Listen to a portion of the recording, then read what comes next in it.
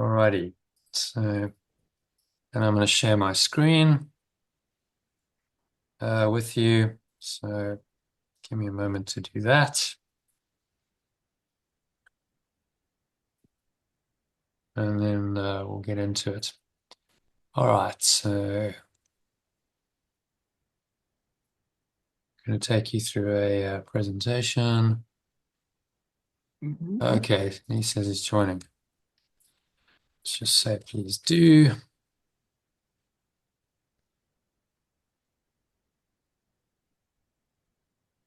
And we're starting now. Okay.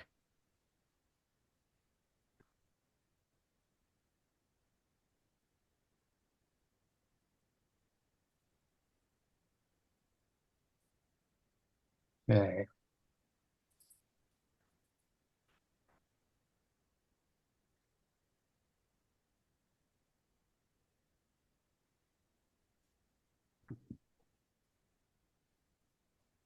All right. So, can you see that screen? All right. Yeah, no problem. The Art of Letting Go Masterclass. Great. Okay. So I guess officially welcome. Thank you for coming. Dawn, Helga, hopefully Archie and one other will be joining us soon, but I'm going to get cracking because it's already 10 past. So welcome to the Art of Letting Go Masterclass.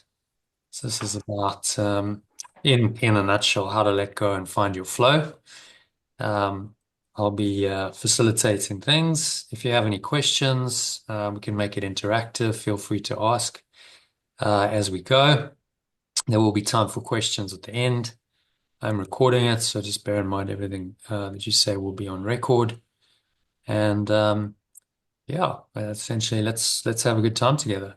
That's the point. So the longer title of this would be How to Master the Art of Letting Go of Any Stressful Thought or Emotion in Minutes and Find Authentic Happiness, Fulfilling Flow, Higher Purpose, Ecstatic Well-Being, and True Success to thrive through adversity in these turbulent times by tapping into the transformative power of 7 ancient spiritual techniques.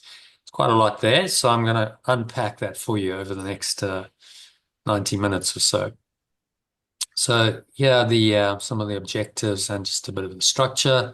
What I'm going to take you through first, I'll guide you through a breath-driven two-step letting go process so that you can experience upfront what I'm talking about. It'll also help you to clear your mind and be more receptive for the rest of the session. Then I'll share one essential skill that you need to master to allow your life to work miraculously. I'll talk about the five life-changing benefits of doing that.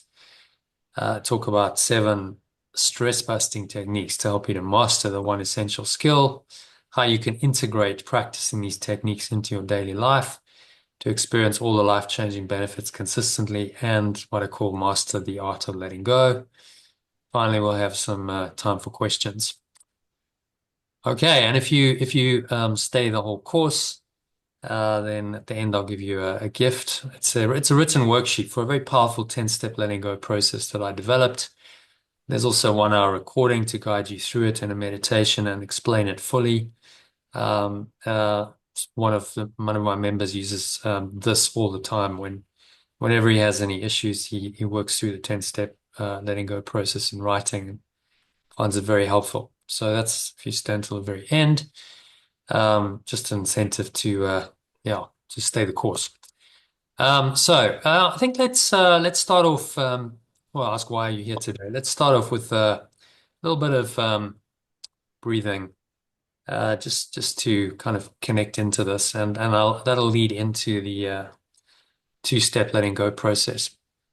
So I want you to do just a quick exercise with me. You're going to breathe 20 breaths, quite shallow and fast through your mouth. Okay? So make sure you're sitting upright, comfortable. By the way, put your phone on mute or silent so you don't get disturbed in the session. That's always a good thing to do so we don't get any interruptions for the next 90 minutes or so. So I want you to breathe in and out through your mouth. Quite short, sharp breaths. So go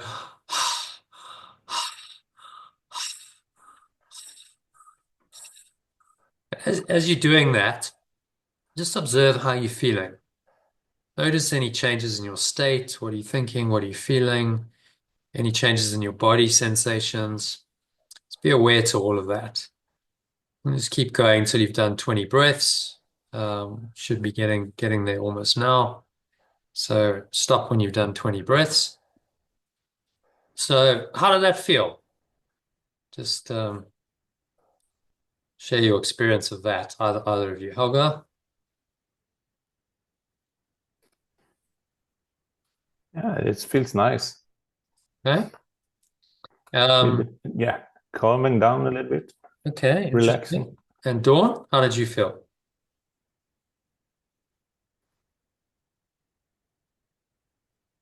Is Dawn I there? think she's muted. Yeah. Yeah, you muted, Dawn. I was just finishing off. Yeah, yeah, So I'm muted. Yeah, I was just finishing off. yeah. It didn't feel comfortable. I don't. It didn't feel It comfortable. felt Yeah, a little bit anxiously, of yeah, like uncomfortable. yeah. I don't. It's not So my normal. yeah, It was shallow, and maybe because I've had something to eat, but it no, didn't feel. no. That's actually the normal response. Helga, yours is slightly unusual. So what that activates is called the sympathetic nervous system. So it's what's known commonly as the fight or flight response, where you get quite anxious, you get quite nervous, and even in 20, 30 seconds like that, you can notice the difference physiologically. So that's how not to breathe. Ideally, you don't want to breathe through your mouth ever. Um, It didn't, the only time might be swimming, where if you breathe through your nose, you breathe in a whole lot of water. But you know, normally you wouldn't. So now, in contrast, I just want you to take 10 deep, slow nasal breaths. Okay, so in and out through the nose. You can close your eyes if you like, and just breathe in through the nose. And notice how the stomach rises. So you can put your hand on your stomach. Just notice how the stomach rises, the chest rises. And then naturally, when you reach the top of that inhale and you exhale, and you let the stomach fall and contract. And then you just repeat. Breathing in, naturally, there's no stress, there's no strain. Naturally, you just exhale and it's out through the nose, in through the nose. And then you just kind of go into the next cycle of breathing, inhale, and then exhale. And again, just notice how you're feeling as you do this.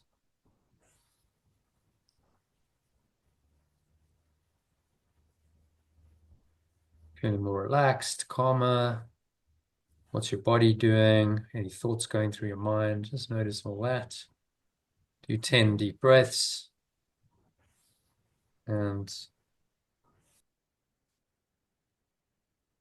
when you finish those breaths, then just open your eyes. a lot better. Yeah. So more relaxed. You felt calmer, more relaxed, more peaceful. Helga, did that have a different feel for you compared with Yeah, it has. yeah. That Was is it not more that relaxing than the unusual mouth for breathing? me. Yeah, I actually do this every morning. Yeah. Okay, so you already do some breath work. Yeah. Mm. So So that activates what's called the parasympathetic nervous system. And it's very difficult to feel stressed when you're breathing nice, deep, slow breaths through your nose because it activates that relaxation response. You start getting more relaxed, more peaceful, calmer, and it activates the right kind of chemicals in your body to produce the right kind of chemicals that counter the stress chemicals. All right, we got this entering twice. Okay. Um, so hi, let me just say hello to is that Leshlanolo? Yes, yes. Yeah, you're in So, twice. You're in twice, just so you know. all right, let me just leave this Yeah, part. I'm gonna leave one of Okay, them. yeah, Yeah, there you I'm go. super. Thank Yeah. you. Okay, well, welcome. We just started with a little breathing meditation, and we're going to go into a two-step letting go process now. So just this will take 5 minutes or so. Uh, Bearing in mind that principle of breathing through your nose, which activates the parasympathetic nervous system. I want you to do, I'm just going to guide you through a two-step process. So again, close your eyes. Just put yourself on mute while you do this. Close your eyes. Take a nice deep breath in through the nose. You're breathing in, noticing how the stomach rises and the chest rises. Subtle flow of air in through the nostrils. Pause at the top of the inhale. And just be aware now of anything going on in your mind. So what's happening in mentally, emotionally, and physically. Notice any body sensations going on. If there's any kind of stressy thoughts, maybe you've had a difficult day, you're thinking about a particular issue in your life, just be aware of that. Just acknowledge those feelings. It's about becoming aware to start with. That's the start of any transformation. And now you're going to breathe in again and have a sense of breathing light in. So just you can visualize the light, if you visualize well, a golden or white light coming into your body, particularly into any areas where you feel there's tension. So let's say there's tension in your stomach. Breathe that light in. Feel that light just dissipating the tension. Feel it infusing every pore of your body, every cell, every muscle, every part of your mind, every fiber of your being is in the light. Maximal inhale breath. Again, you just pause at the top of the inhale and stay in this light awareness. Notice how maybe that feeling dissipates, whatever that darkness, we'll call it, that negative, kind of stressy, difficult feeling. Notice how it's starting to release, and to help it on its way, what you're going to do is just choose to let it go. Right? It's a conscious choice. You can just let it go mentally and help it on its way with your breath. So exhale out through your mouth this time. Full deep exhale. Just letting it all go. It's going, gone. Pull the lower stomach into the spine. Expel the last remaining air out. And you just let it go, release. Pull the lower stomach into the spine so you're completely empty. In this emptiness, you hold the breath briefly and just find a sense of quietness and stillness. And now you take 3 deep nasal breaths, in and out through your nose. Just watch the breath flowing into your nostrils and out of your nostrils. And notice how you're feeling. Again, compared with 5 minutes ago when we started the exercise, is there a sense of calm, quietness, peace, stillness? Notice that, acknowledge it, welcome it in. Whatever that change of state is, if it feels good, just welcome it in. Say, welcome to stay here as long as you like. And set this peaceful awareness as your foundation for the rest of the session. So whatever's going on, whatever ideas, information that I'm going to share, there's always this underlying peace that's just aware of it. And it's kind of going in on a non-intellectual level. It's going into your deeper awareness. So it is said and so it is done. And when you're ready now, just open your eyes. Look around for 10 seconds. Just ground yourself back. Okay, and check in. Notice how you're feeling now. So how's everyone feeling after that? A bit lighter, a bit clearer. Very simple 5-minute process that. But that process you can use to let go of anything. Sometimes So a more detailed process like a 10-step is useful, particularly if it's difficult. But the essence of letting go is in those 2 steps. It's an awareness. You welcome it in, you're aware of it, you don't deny it, you don't repress it, push it away. And then you choose to let it go. And the breathing it can be very helpful with that, because when you inhale, it's a natural kind of, okay, I'm going to acknowledge it and I bring it in. And then the exhale, it's a natural letting go. So I'm letting it go with the help of my breath, and I'm dropping that energy, and the physical action of exhaling helps you do that. So yeah, very, very, very simple 2-step process, which I'll send you as well, actually. Let's put that in. I've got a little worksheet for that, so I'll send that to you, as well as the 10-step process. So it's a shortened version of the 10-step process, the end of the masterclass. So that gives you a little taste experientially of everything I'm going to talk about. It can go much deeper and broader than that into deep mystic experiences, but essentially that is a little glimpse of what I'm talking about in theory now. So the question is then, why are you here today?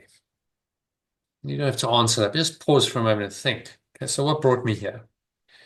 And it's something, it's a search. You're obviously looking for something. No one shows up and gives 2 hours of their time for no reason. There's a search going on in your mind. That might be that you think you're looking for relief from stress, anxiety, depression, maybe disease. Oh, there's Archie. Perfect timing. So, well, it would have been earlier, but we're just really kicking off. So let me just say hello to her. Hey, Archie, how are you? Hi there, Jonathan. I'm fine, thank you. How are you Yeah. doing? And apologies for being late. Yeah, welcome. Welcome. I was in a meeting, Yeah. which just overran. So Yeah, no, understood. So no problem. We just did a little breath work and a little 2-step letting go process, which I'll send you. So you'll have that anyway. You can thank do it you. in your own time. Kind of just getting into the meat of it now. So yeah, welcome. If you have any questions at any point, just ask. We can make it interactive. There will be time for questions and comments at the end as well. Yeah, you can mute yourself, put your camera off if you like, keep it on. It's up to you in the meantime. Okay, so the reason you're here is you're looking for something. It might be relief from stress, anxiety, depression, and disease. It might be better health, which is the flip side of that equation. It might be more wealth. I met some of you at an investor evening, so that's obviously something that you're looking at. Better relationships, a better quality of life and lifestyle. True purpose. What's the meaning of my life? What's my purpose? That's what many people are seeking. Spiritual awakening. Many spiritual seekers, I just want to wake up. I just want to awaken. So the question is, beyond all of that, ultimately, what are you really looking for? Yeah, just pause and consider that. It's a rhetorical question. You don't have to answer it, but maybe you have some ideas in your mind. And if you really want to get to the essence of this, in a word, I would call it happiness. There's other words for it. You could call it peace, inner peace. You could call it contentment, fulfillment, enlightenment. But happiness will do. Ramana Maharshi was a great sage. He used to just call it happiness. Everyone just wants to be happy. But that is quite elusive, as we know. What is that? And what does it even mean to be happy? That's the question. I just want to be happy. Okay, so what does that mean? How does that feel? How does that look? There's a whole exploration, and I'm going to go through some of that exploration now with you. So we start off with then the flip side of the question. Why haven't you found lasting happiness? If you're still seeking it, which evidently you are because you're here, why haven't you found it? And that question can reveal quite a lot. The reason is because you've been looking in the wrong place. Now, that's not actually your fault, because you've just been conditioned to think that you'll be happy when you have better or more of something. That's the way our society works. So we constantly shown these images of young, fit, healthy, sexy bodies, male, female, and it's like, well, this is when you have a body like this, then you'll be happy. very few people in the world do. So, of course, most people are looking at these going, well, I just can't possibly live up to that ideal. And then, of course, even if you can, while you're young, as you get older, the body doesn't stay that way. Give it 50 years and then suddenly the body decays, it ages, and you're into all the problems of aging that come with the decay of the body. It might be wealth. I think I want a fancy new sports car, like the one on the screen, or something else that money can buy. But all of these things are temporary and they don't last.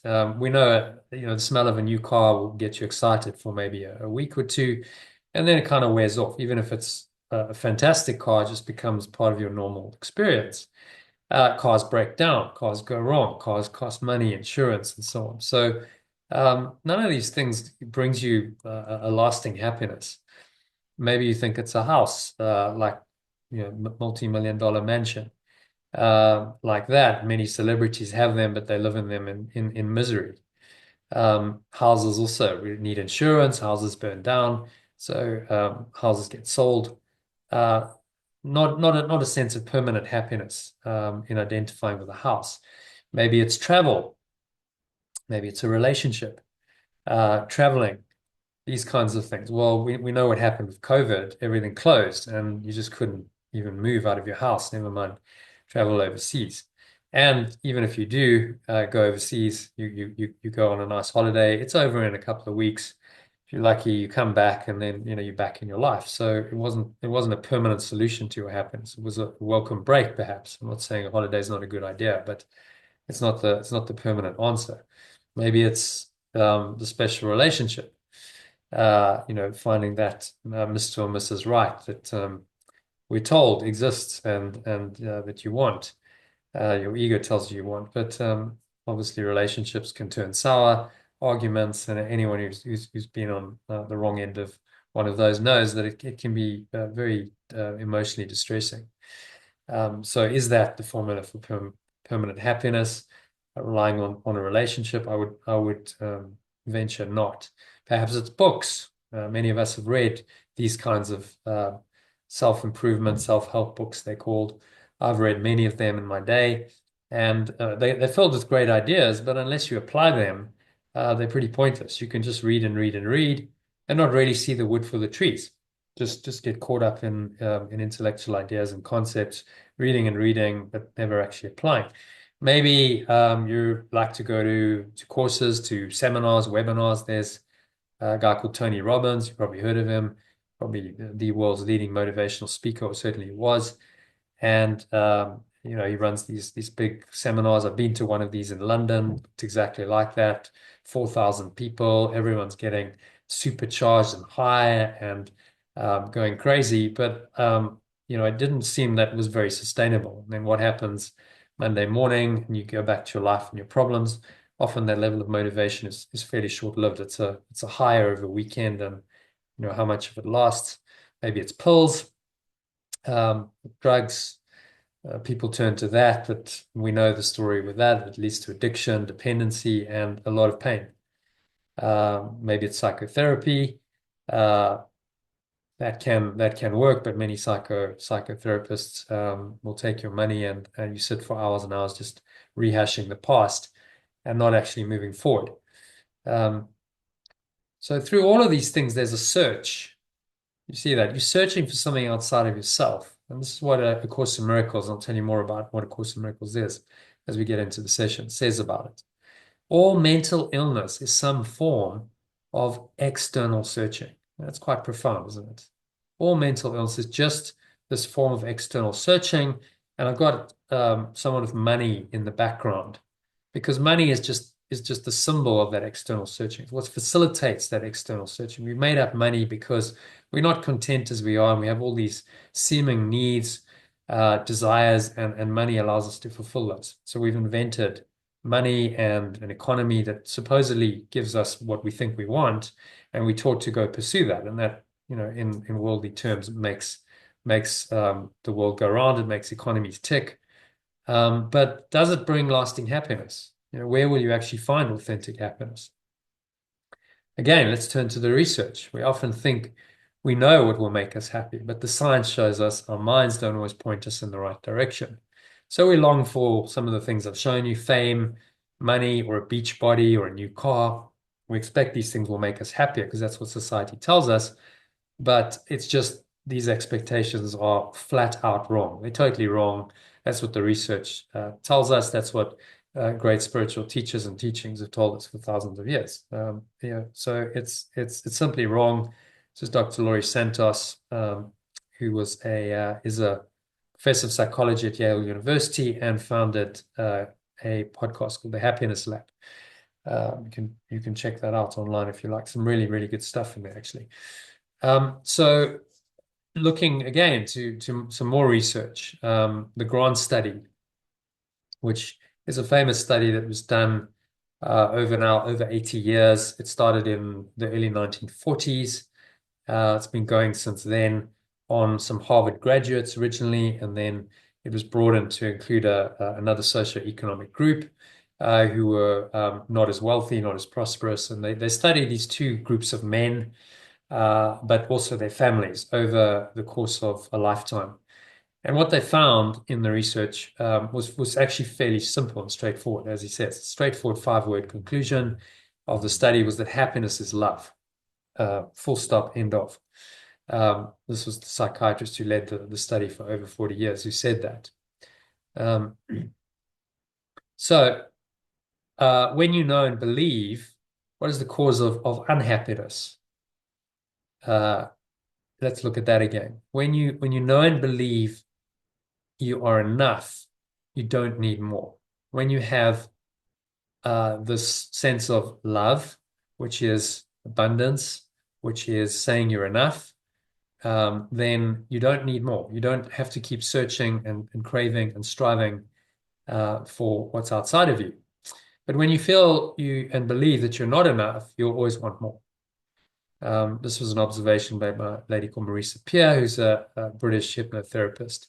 Two celebrities like Princess Diana, Amy Winehouse, and many other sort of A-list Hollywood stars and rock stars, pop stars, models, so on and so on. And what she found in her clients was that they're not really happy. They're seeking fulfillment in the fame, in the wealth, in the fame, in the power that it gives them. And then they get there and then they don't know where to go and they're still not happy. And then the wheels start coming off. They turn to substances, often alcohol, drugs. That's very common. Sex, gambling, and anything to try and numb the pain. Which is why we read in the celebrity tabloids why so many celebrities have these issues. Fundamentally, they're not happy. And all Marisa Peer says to them is, well, you're going to say an affirmation every day. Look yourself in the mirror and say it as often as you can. I am enough. So instead of seeking something outside of you, it's starting to restore the mind to the truth of what it is, that it is enough as it is. And actually, there's nothing more that's required. And it works. If people stick to a program, it works, and they start finding a lot more happiness, a lot more peace, and they start letting go of all of their attachments to the money, the power, the fame, the lifestyle that they thought was going to bring them happiness, but actually didn't. And yet, we still idolize these people. We say these are the people that we should look up to, but actually that model has failed very clearly to bring them lasting happiness. So why do we still idolize them? Well, that's just foolish. So again, what is the cause of unhappiness? It comes down to the perception of some form of external threat. When you're attached to things, what you then believe is, if I don't get those things, if I don't have those things, there's some kind of external threat. And I feel threatened. That's fear. Stress is just another word for fear. I feel threatened. I have that in my perception, even if it's not real, even if it's just made up in my mind. Nevertheless, it seems to be real to me. That's from a quote by Deepak Chopra, by the way, you'll probably be familiar with. So we look at it. What is the key to happiness? What have I done? Just done something which I didn't want to do. There we go. So what is then the key to happiness? We've looked at cause of unhappiness. Key to happiness, scan from A Course in Miracles, direct quote, that mental health is inner peace. It enables you to remain unshaken by lack of love from without and capable through your own miracles of correcting the external conditions which proceed from lack of love in others. It's all about correcting the lack of love, the lack of self-love, which then means you can't love others. And when you do that kind of correction, when you let go of the lack of love, that is what's called a miracle. Which is why this whole program course is called The Art of Letting Go, because it's about letting go of the lacks of love, the blocks to the awareness of love's presence, whatever you want to call them, in all of their forms. So happiness is not a goal in itself. Be aware of that. It is a butterfly, as this lovely quote says, which when pursued is always just beyond your grasp, but which if you'll sit down quietly may come and alight on you. So you stay in this happy state. It comes to you. You don't go seeking it. And that simple act of sitting down quietly and letting happiness alight on you has come to be known in spiritual teachings as meditation. That's from a book published in 1885, actually, in the US, called The Golden Key to Prosperity and Happiness, and then a very, very long title. So I just said, etc., because I don't have space for that. Happiness is just something that when you actually let go of seeking, it comes to you. It's paradoxical. The more you seek it, the less likely you are to find it, which is what the Buddha noticed 2,500 years ago. It became the second noble truth of Buddhism, which is craving for things outside of yourself, craving for anything, is the source of suffering. Dukkha, he called it. So this realization, these teachings are hardly new. They've been around 2,500 years, probably longer, but yet we still have a society that hasn't really acknowledged that truth and still says, go and seek stuff outside of you, and that's the formula for happiness. Even though it fails every time, we still pursue it. So here's another take from another modern psychologist called Mihaly Csikszentmihalyi. He's a professor of psychology and an author of books on the concept of flow. In fact, he coined the term flow, and it's become now a part of modern psychology because of his work. Again, it's not a new concept. It's been going thousands of years in the Taoist philosophy of ancient China. It was called Wu Wei, just another word for the same thing. This is the flow of life. And so he says about this, to know oneself is the first step toward making flow a part of one's entire life. But just as there is no free lunch in the material economy, nothing comes free in the psychic one. If one is not willing to invest psychic energy in the internal reality of consciousness, and instead squanders it in chasing external rewards, one loses mastery of one's life and ends up becoming a puppet of circumstances. Very profound. So again, there's the squandering of our consciousness in chasing external rewards, which is the fundamental principle that the researchers unveiled and also great spiritual teachers like the Buddha have taught throughout the ages. So let's get back to happiness then. Happiness, well, what's the key to happiness? It often relies then just on one simple character trait, and that is self-discipline. This is according to a guy called Charles Glassman. So you might say the self-discipline to do what? And in very simple terms, it's a self-discipline to let go of any negative thought or emotion. So I call it negative because it negates the truth rather than negative, because negative is just a word which we glibly use. But if you say it as negative, it negates the truth of who you are. It negates the wholeness of what you are, and obviously that is going to cause you unhappiness. So the key to your happiness then lies in letting go of that negative thought or emotion when it arises, so you can experience.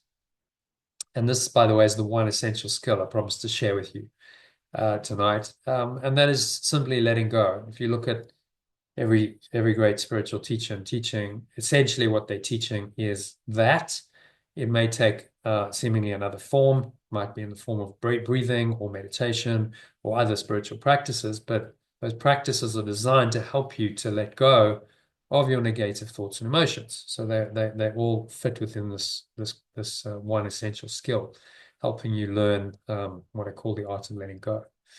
So what this brings to you, if you can truly let go of any negative thought or emotion, is what I call authentic happiness. Happiness or unhappiness is always experienced in your own mind. Only your own negative thoughts and feelings can make you unhappy. That's the truth of the matter. No, whatever anyone says or does, whatever happens, it's only your thoughts and emotions towards it that make you unhappy.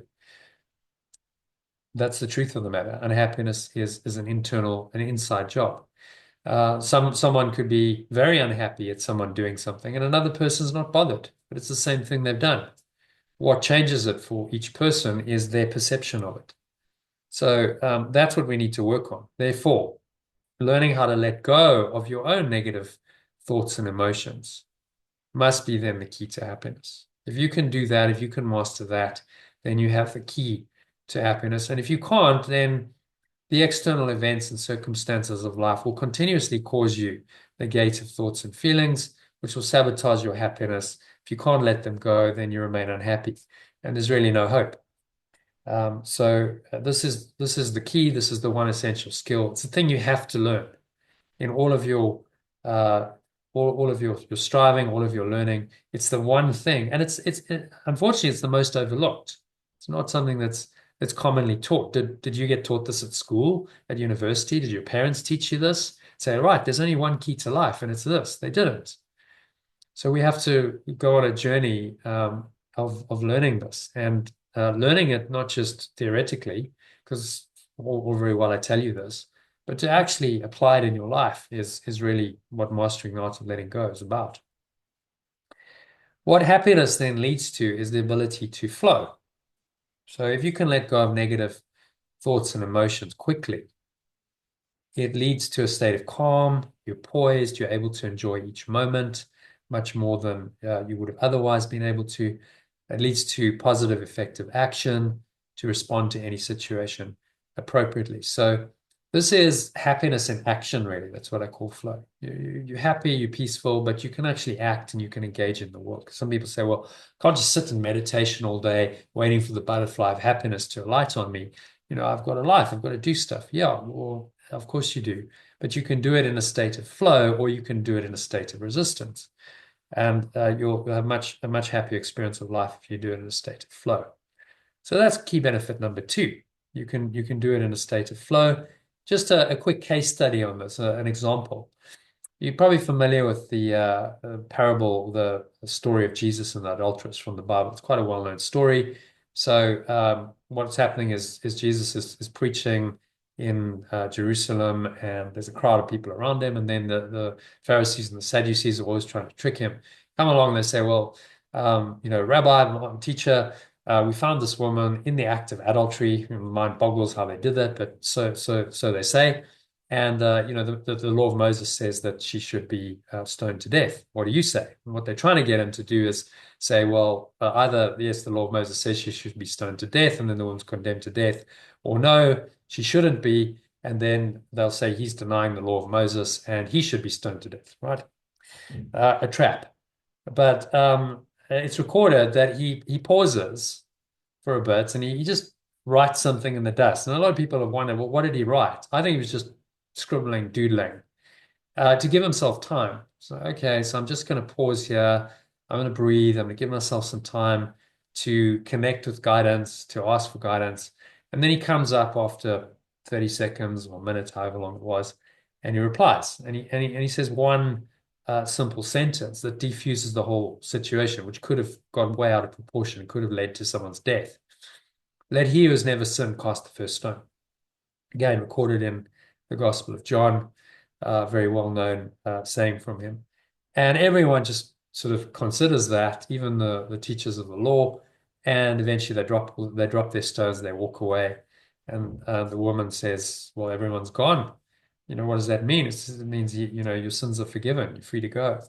There's a great example of flow in action. He remained calm, he remained poised in a very tricky situation. He asked for guidance and he said one thing that defused the whole situation. If he'd freaked out and he'd lost his cool, he might have died. The woman might have died. We might never heard of it. So in those days, the stakes were high. Nowadays, that doesn't happen. People don't stone you to death in most countries anyway.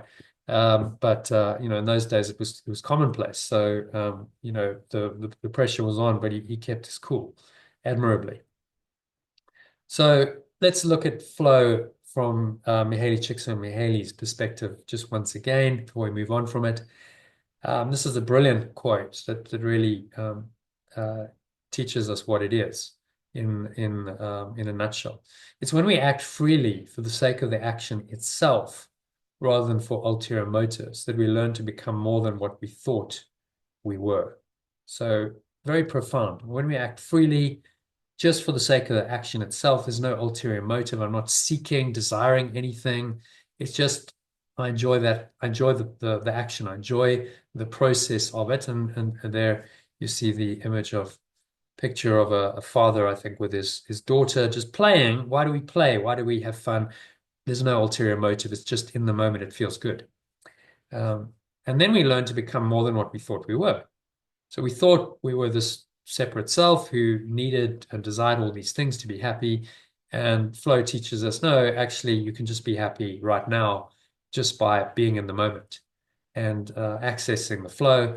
You start to enjoy the moment and you start to live in a state of joy rather than of seeking and of the fear that your desires won't be met, which we saw is the definition of stress.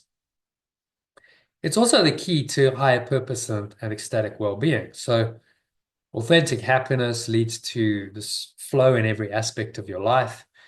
And that leads to a healthy, meaningful, extraordinary, ordinary life filled with miraculous experiences and results. If you can stay happy, you stay in flow, no matter what's happening, life becomes rewarding just because this experience flow is rewarding in itself. It's fairly extraordinary to do that because most people live in a state of stressing and resistance, even though you may not be doing anything massively out of the ordinary. It's still it feels like a good experience, and happiness is with you. And if you do this and you drop all your resistance, health and well-being come naturally. Stress is the biggest cause of disease. It's literally dis-ease, stress. And then that causes disease in the body and the mind, and we age and we suffer and we die. If you let go of that, then what's there to make you sick anymore? It was only your mind that was making you sick. So there's the progression, underlying foundational happiness that you've accessed. Then you're able to happiness in action is flow in every aspect of your life. So you can act, you can do things, and all of that leads to a healthy, meaningful, extraordinary, ordinary life filled with these miraculous experiences and results. And we'll talk a bit more about what miracles are, but it's essentially something that's out of the ordinary, something where an unexpectedly beneficent result comes along, and it's a result of correcting your mind. It's a result of the correction of letting go of your negative thoughts and emotions, and then that leads to these experiences and results. So that's key benefits 3 and 4. So just to summarize, the key to authentic happiness is benefit 1 of letting go. That's letting go of any negative thoughts or emotions, no matter how challenging the situation, provoking them seems to be. That leads to a state of flow, fulfilling flow, I call it, how to remain poised and enjoy the moment while taking positive, effective action to respond to any situation appropriately. That leads to benefits 3 and 4, which is higher purpose and ecstatic well-being. So you'll know how to be happy and in flow in every aspect of your life. You live a healthy, meaningful, extraordinary, ordinary life filled with miraculous experiences and results. And all of that leads to key benefit 5, which is success. What is success? I promise to share that. Well, you put all that together, you live a life where you're happy no matter what. You can let go of anything that arises that's negative. You're in flow. You have a sense of a higher purpose just because you're enjoying what you're doing moment by moment. Ecstatic well-being. All of that is a pretty successful life. Very few people experience anything like that. So that would be an extraordinary, ordinary life filled with miracles. And Yeshua, Jesus, or Yeshua as I call him, is quoted as saying in the Bible, this is in John, the thief comes to steal and destroy and kill and destroy, but I come to that they may have life and have it abundantly. So what did he mean by abundant life is the question. And well, I believe he meant exactly what I've just explained. It wasn't about just abundance in monetary terms. He wasn't really concerned about money, clearly from his teachings. He was more concerned about your experience of life. So if you can let go, he taught what he called forgiveness. I call it letting go. It leads to a state of authentic happiness, fulfilling flow, higher purpose, ecstatic well-being, true success, and a truly abundant life follow from that. But if you can't let go and you hang on to your negative thoughts and emotions, then all of that stops, right? You're not happy if you're not letting go because you've got all the resistance, you've got all the negative thoughts and emotions still going on. How can you enter flow if you're not happy? You can't. And there's no sense of higher purpose. Forget ecstasy and well-being. Forget any true success. You can kind of grind it out. Some people do this and they'll grind out some level of material success by working really hard. But it's a hard path, and often that falls apart. At some point, their health fails, or they have a financial collapse or something, and they end up devastated because they didn't base their life on a foundation of rock. They based it on the foundation of sand. Again, to quote another parable that Jesus, or Yeshua, as I prefer calling him, told in his time.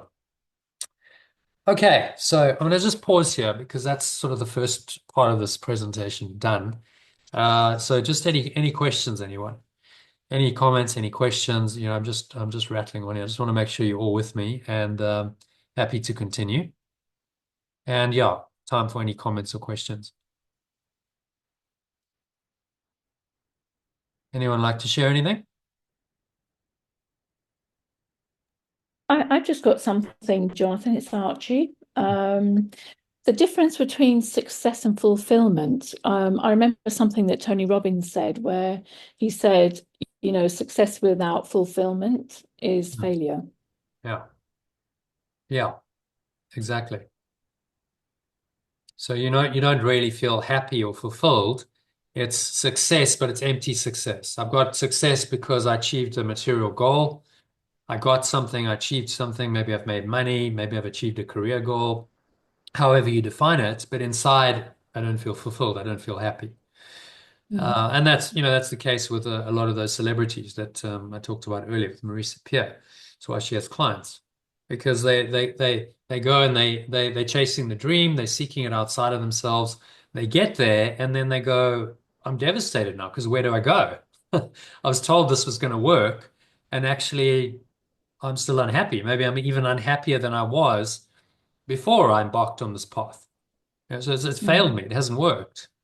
And then despair sets in, and then people try and cover that over by distracting themselves, by drugging themselves, self-medication. You know, medicate, however, to try and manage my state and carry on in my despair. And that's when substance abuse and addictions and so on comes in, because it wasn't inside out success.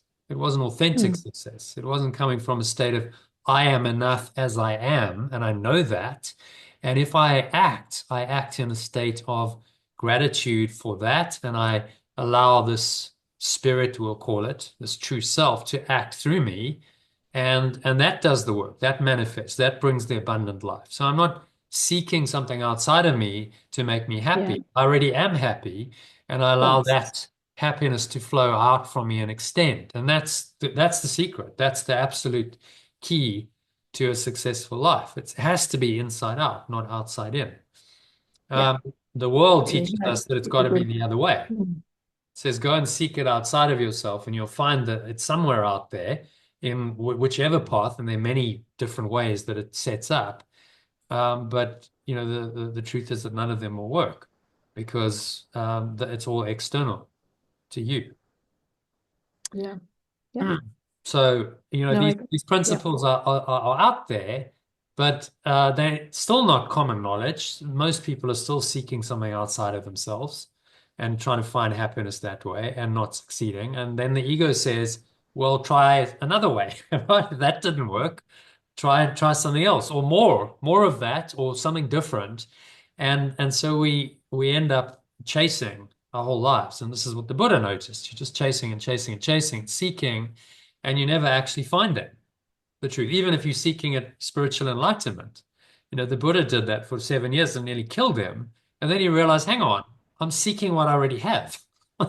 It's already, yeah, I don't need to go anywhere. I don't need to seek anything. That's the I don't need to irony do of anything. it. Yes. It's already here. But it took him Yeah. 7 years of seeking, nearly killing himself to realize that.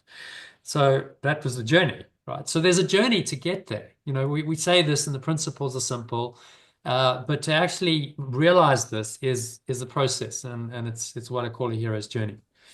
So I hope that answers your question. Yes. Yeah, Right. I'd like to say as well that we're always, well, it depends. We're kind of taught that everything we need is within us. We already have it. Yeah. So it's about knowing thyself and what you can do with what you already have. Yeah. And there's two ways here of doing this. There's a growth path which says I'm not enough as I am. I'm somewhat deficient, but I'm going to make it better. I'm going to fix myself up. And largely most of the personal growth industry is based on that premise. Okay, so if you do this, then you'll do this and you'll get this result, and then that result will make you happy, whether it's more wealth, better health, a better body, the relationship of your dreams. This is what it's predicated on. And I'd argue that leads you to a dead end, or maybe more correctly, a dead beginning. Because when you get there, and I've done this to a high degree in my teens and 20s, and then failed dismally in what I'd set my goal as, you realize, hang on, there's something I'm missing. And then starts the real journey of, okay, maybe that idea, that philosophy is actually wrong. Maybe there's something else that I'm missing. And that's when the real spiritual journey begins. Saying, okay, maybe it's actually when I let go of all that stuff that I actually start to discover who I really am and the source of my authentic happiness. But you have to often be disappointed and go through the journey to know that. It's very difficult to tell someone, let's say you're a teenager in your early 20s, you say, no, just let it all go, and you'll find happiness within. And the person's like, no, I need to get a job, and I need to make money, and I need to build my career, and I need to get hooked up with a partner, and I need a family. And very difficult to tell them at that point that none of this is actually going to work, right? It's sort of an experience you have to go through, and that's why often later in life, sort of middle-aged to latter years, you start going, okay, hang on, this isn't all it's cracked up to be. What's the deal? And you start trying to figure it out. Oh, there's Elaine. Great. So Elaine is one of my members, and I just asked her to join us briefly. Hi, Elaine. Oh, hi. Welcome Hi. back. Yeah, you managed to get your stuff at the garage sorted. Yeah. Yes, So, yes. so yeah, just Mhm, we still got a little bit of a way, but I'll ask you to share your experience mhm. in the next 10 or 20 minutes. Oh, and then someone raised a hand. Yeah, Tao. Yes, thank you, Jonathan. Good evening, everybody. I think what I'm learning from what you're presenting now is that we as a people, and I just want to use the term loosely, we suffer a lot of psychological anxiety as a result of what the world presents to us as a definition of what a good life is ought to be. And by so doing, it negates our ability to even appreciate ourselves and love ourselves for who we truly are. Yeah. And we end up putting or attaching to ourselves things, tangibles, as a form of love that we sometimes feel without certain things. Therefore, it means either we are not worthy of love or we are unable to be expressive of love in the absence of certain things. Yeah. And having to learn to let go in order to find a flow then becomes a challenge because we have to unlearn all these Yeah, exactly. habits Yeah. and perceptions that have led us to where we are at this point in time. Precisely. Yeah. And that's a great term, unlearn, which is used in A Course in Miracles. You've got to unlearn, all of everything that you learned that was false. If it's false and it didn't work, you've got to unlearn it and you've got to let it go to open the way for something else. So learning new information is great. So hopefully you've all learned something new, or it's just confirmed what you already knew, but strengthen that conviction.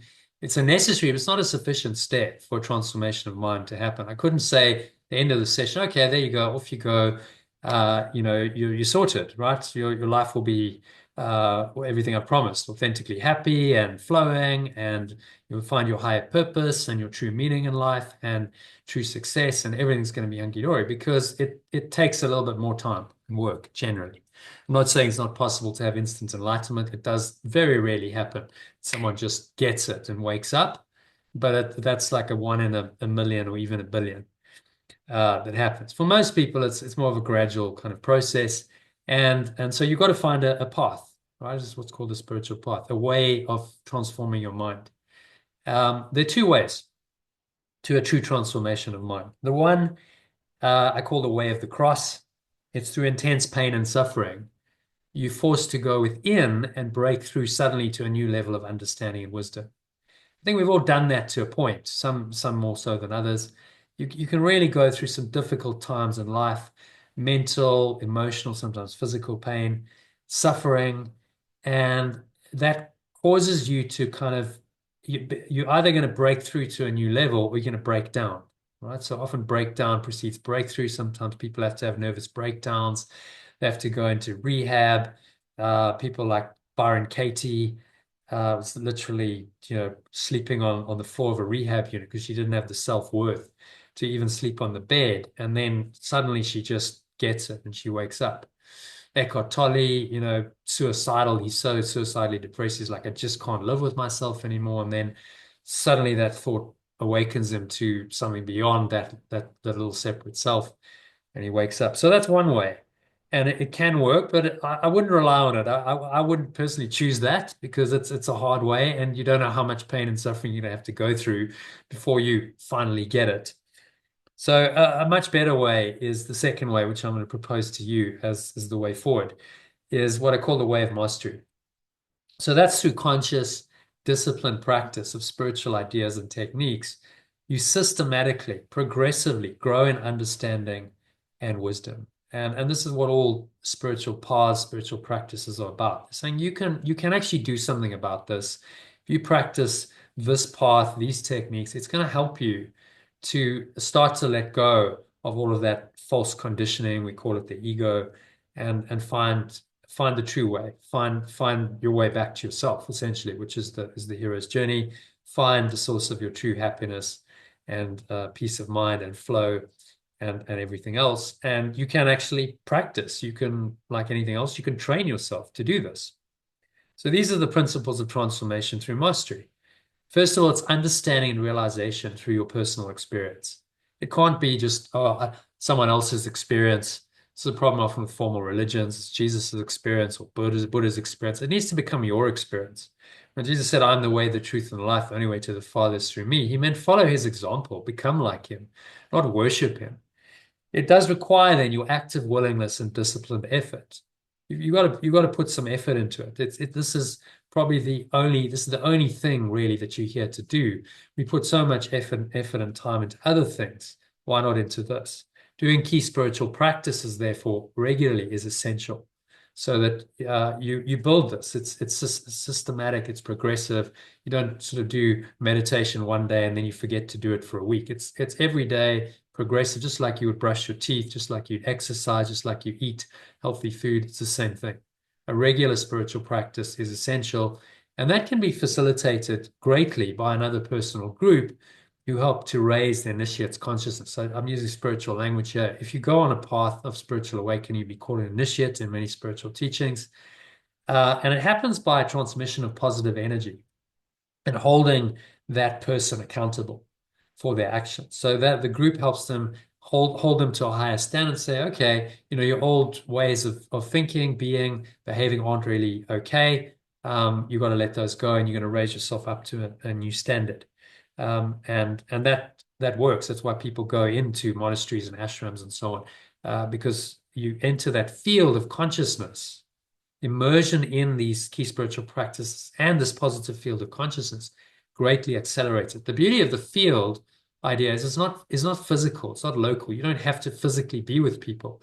The field happens energetically. So right now you're in a field, even though we're hundreds of miles, maybe even thousands of miles apart, because Tal, you join us from South Africa.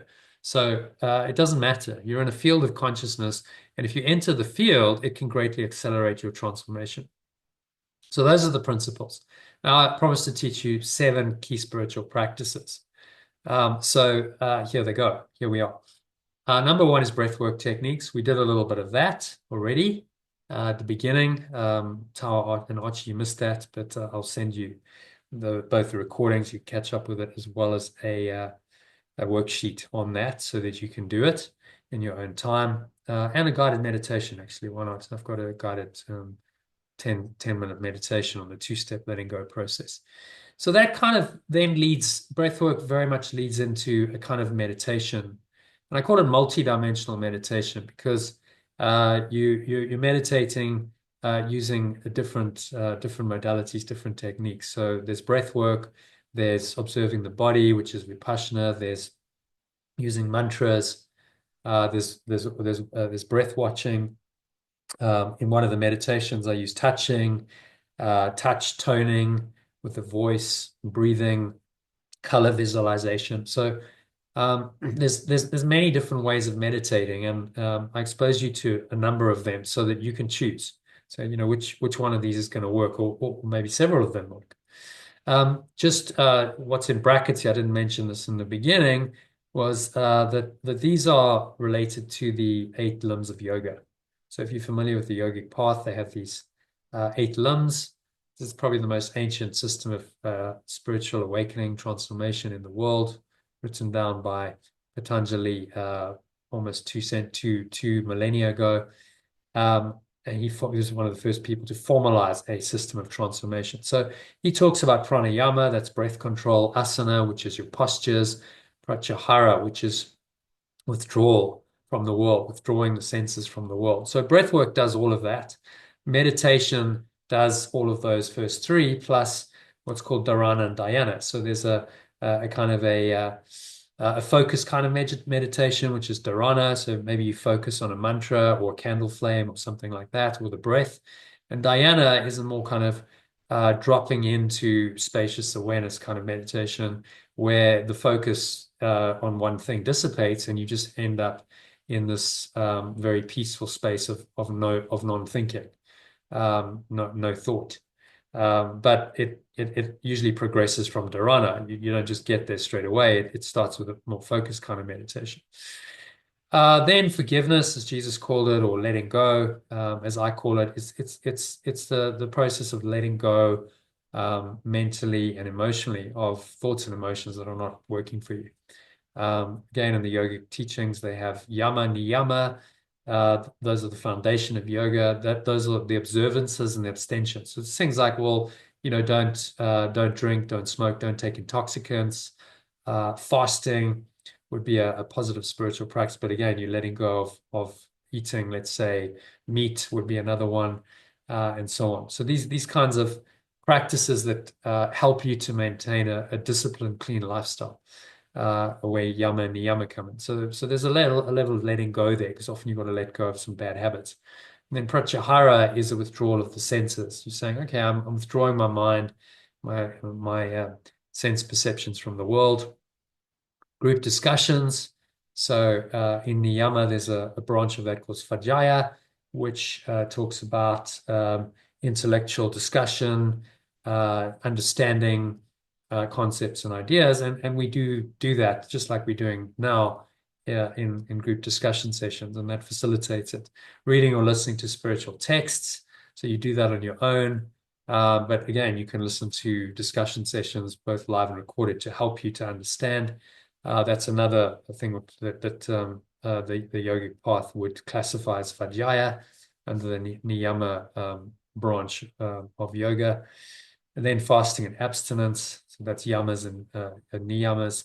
So that's not just fasting from food. That could be abstaining from things like alcohol, cigarettes, drugs, certain kinds of foods, certain behavior patterns like say swearing, or watching loads of TV and so on. So it can be applied to many things.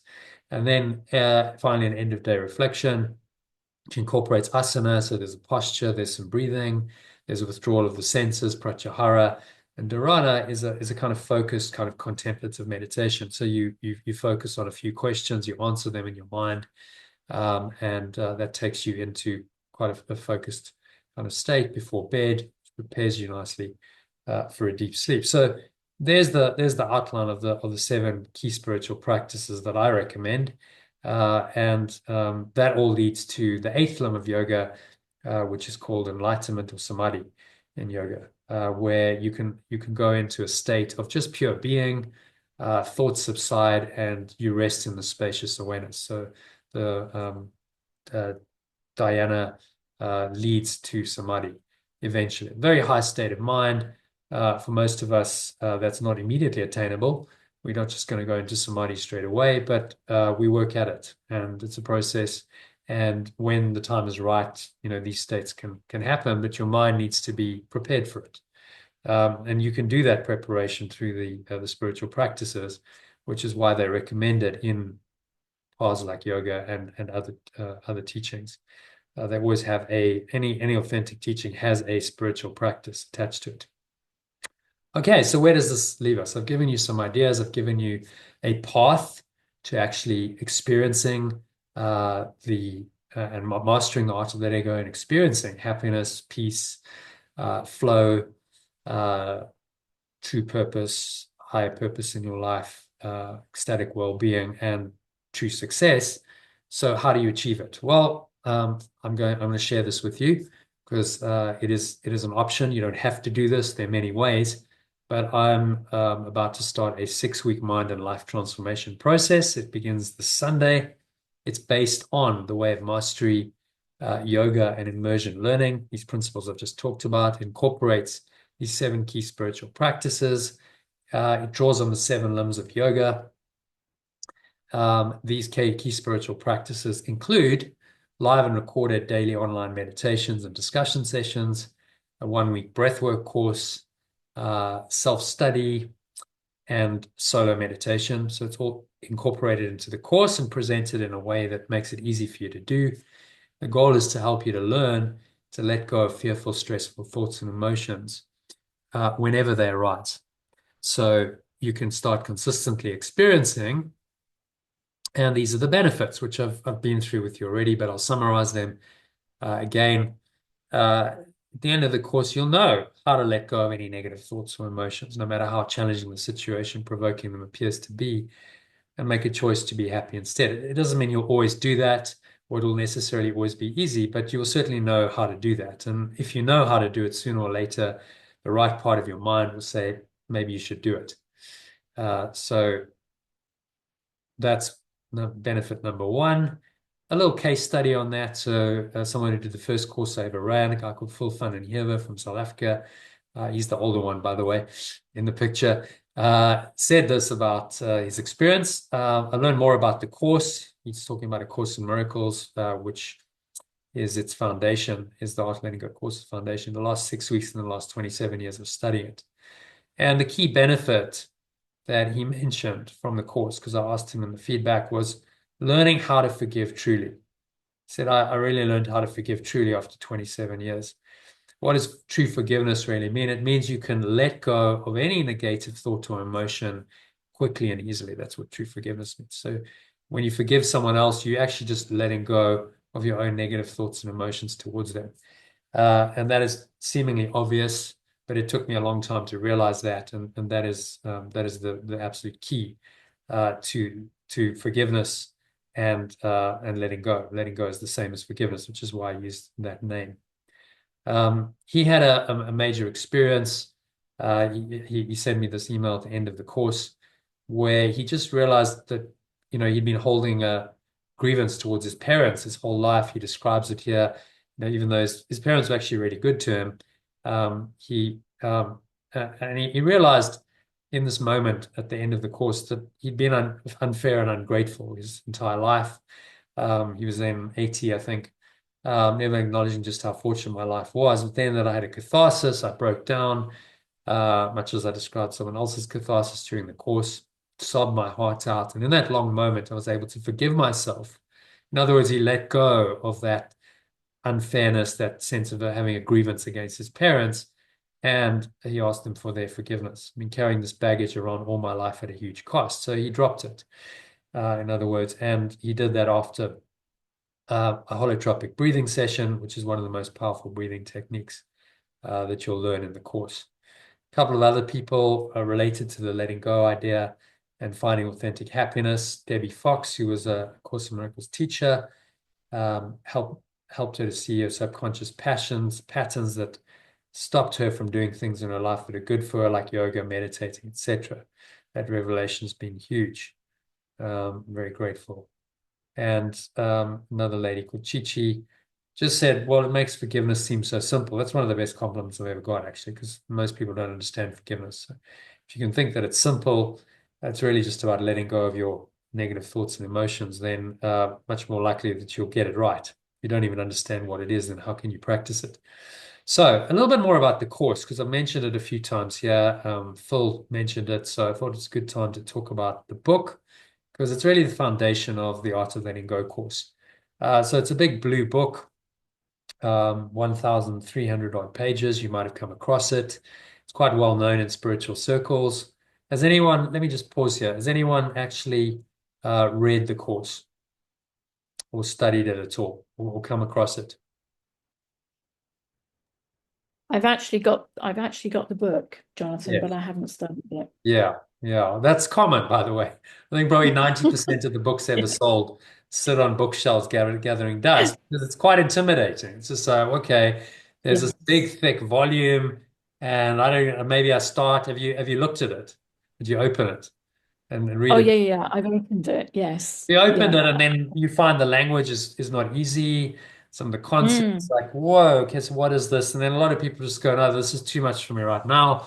I'll get to it Yeah. one day. That- It sits on the exactly. That shelf. was my experience. Yeah, Yeah. I started the course with Marianne Williamson, Hmm. where I sort of signed up for so every day, she would send through a particular piece of the text, and then the idea was you would read it and you would spend your day contemplating it, and and I have to say I did that for about a week. And it was a year-long program. Yeah. And I didn't get very far. Yeah. So unfortunately, that's a common experience. There's a tremendous amount of wisdom in this course, but Huge amount. to unlock it and unpack it takes time, energy, discipline. And a lot of people just go, well, I just don't know how to do it. I don't know how to get into it. So it's easy if I just don't get into it, right? I just don't read it, don't practice it. I got into it when I was in 2006, and I've been studying it pretty much since then. But I have a certain mind. Like when I get into something, I'm like, okay, I really go deep into it. But it did occur to me, as I was teaching course sessions and so on, that most people weren't really even scratching the surface. We do like a once a week session for a couple of hours, and it's quite nice. We talk about some of the principles, and then everyone goes home. And I'm like, are people actually practicing this? Are they really applying this in their life? Are they really learning these principles? And I just didn't think it was really even touching sides, which was frustrating to me. I was like, okay, so what do I do about that? And what I've done is develop this course, and there's a 1-year program that follows on from it, where essentially I guide you through this immense work. It is a tome. It's a text of about 670 pages that explains in detail the philosophies and principles on which the course is based. So that's kind of the theory. Then there's a workbook, which is 488 pages, made up of 365 daily lessons, designed to systematically train your mind how to let go of its negativity, allowing you to live in a miraculous state of mind, or what we call flow. Miracles and flow are equivalent, just to use language that I've already used. And then the Manual for Teachers, which is additional guidance and clarification of terms. And I should actually add in a point there, because there's some supplements. There's a couple of supplements on psychotherapy, and there's one called the Song of Prayer, which have now been added to the course. So overall, it comes to probably about 1,500 pages of pretty dense text. It's not the easiest to understand, and so a lot of people struggle with it. And I guess I've been on a mission to make it more understandable, because there's tremendous wisdom in it. So a little bit of history about it. It was transmitted by Jesus, or Yeshua as I call him, because that was his real name, to an American professor of psychology in New York City named Helen Schuckman between 1965 and 1972. She started getting dreams initially. It kicked off. Let me go back to how it kicked off. So her and her colleague, a guy called William Thetford, who was head of the department, were on their way to another disciplinary hearing, which happened frequently because there was a lot of infighting in their department. And so these happen often. And so he just said to her in the car, he said, look, I'm just really tired of this. And I don't really know what to do about it, but I'm sick and tired of it. There must be a better way. And she said, well, yeah, I agree. I also don't know what to do about it, but I'm open to finding a way. And so it was a meeting of minds in a common purpose of finding a better way to think and to live. And that invited what the Course calls the Holy Spirit into her mind. She soon after began having quite vivid dreams, saw herself as like a white, dressed in white robes as some kind of priestess. And she started getting some sort of psychic abilities. And all of this kicked off over about 6 months. And then in October of 1965, after 6 months of this, suddenly this voice out of the blue one night starts speaking to her and saying, this is a Course in Miracles. Please take notes. It's like, what's going on here, right? But she's already sort of got accustomed to somewhat unusual events, which she'd shared with Bill. So she calls him and says, what do you think I should do? Am I going crazy? Well, why don't you just do what it says? Write down whatever it says and bring your notes in the morning, and we'll have a look at it. And she brings the stuff in the morning, and he goes, wow, Helen, this is really good. This with no disrespect, this isn't from you. He says, yeah, I know. I know it's not from me. It's freaking, this is, I don't know where it's coming from. And it's profound and amazing and well written. But I don't really know what it's coming from. So this started a process of dictation, which carried on over a period of 7 years. The voice revealed himself as Jesus, or Yeshua, and he was transmitting it through her. She was essentially wasn't channeling as such, because she was still very conscious and she still had her ego going on, but she just kind of downloaded. It's more like a download transmission of information. It would come to her in a kind of dictation, and she just write it down. And she wrote it down longhand. She took in her notes to Bill. He typed them up. And so was born A Course in Miracles. They did this over a period of 7 years to create the manuscript, and then quite miraculously got funding for the publishing of it in 1976, which then published it in 3 volumes. And it was published without copyright. Interesting. So yeah. So it's a systematic mind training course to teach you a radically different way of thinking about and perceiving everything from a non-dual perspective. It's designed to teach you how to forgive or let go of every false and therefore negative belief. And it's a spiritual path that will allow you to live a happy, truly successful, and abundant life, living miraculously or in flow and escape this world entirely. So some well-known students and teachers of the course: Marianne Williamson, you mentioned her, Archie. There's Nelson Mandela. He didn't study it directly, I don't think, but he quoted her book called The Return to Love in his autobiography, which is quite, so he must have read it.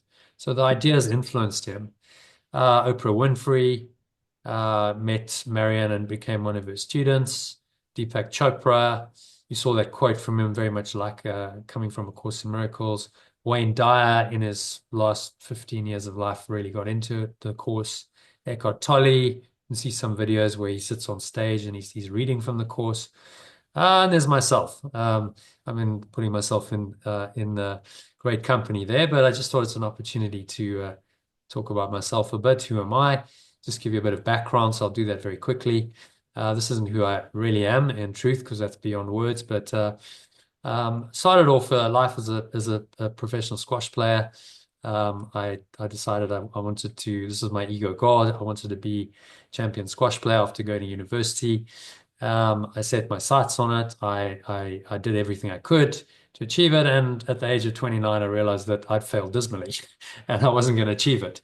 So that was my first major letting go opportunity, which then opened me up to some other kinds of teachings. I sort of questioned the whole philosophy of, whatever the mind of man can conceive and believe it can achieve. And I realized, well, maybe the philosophy has failed me.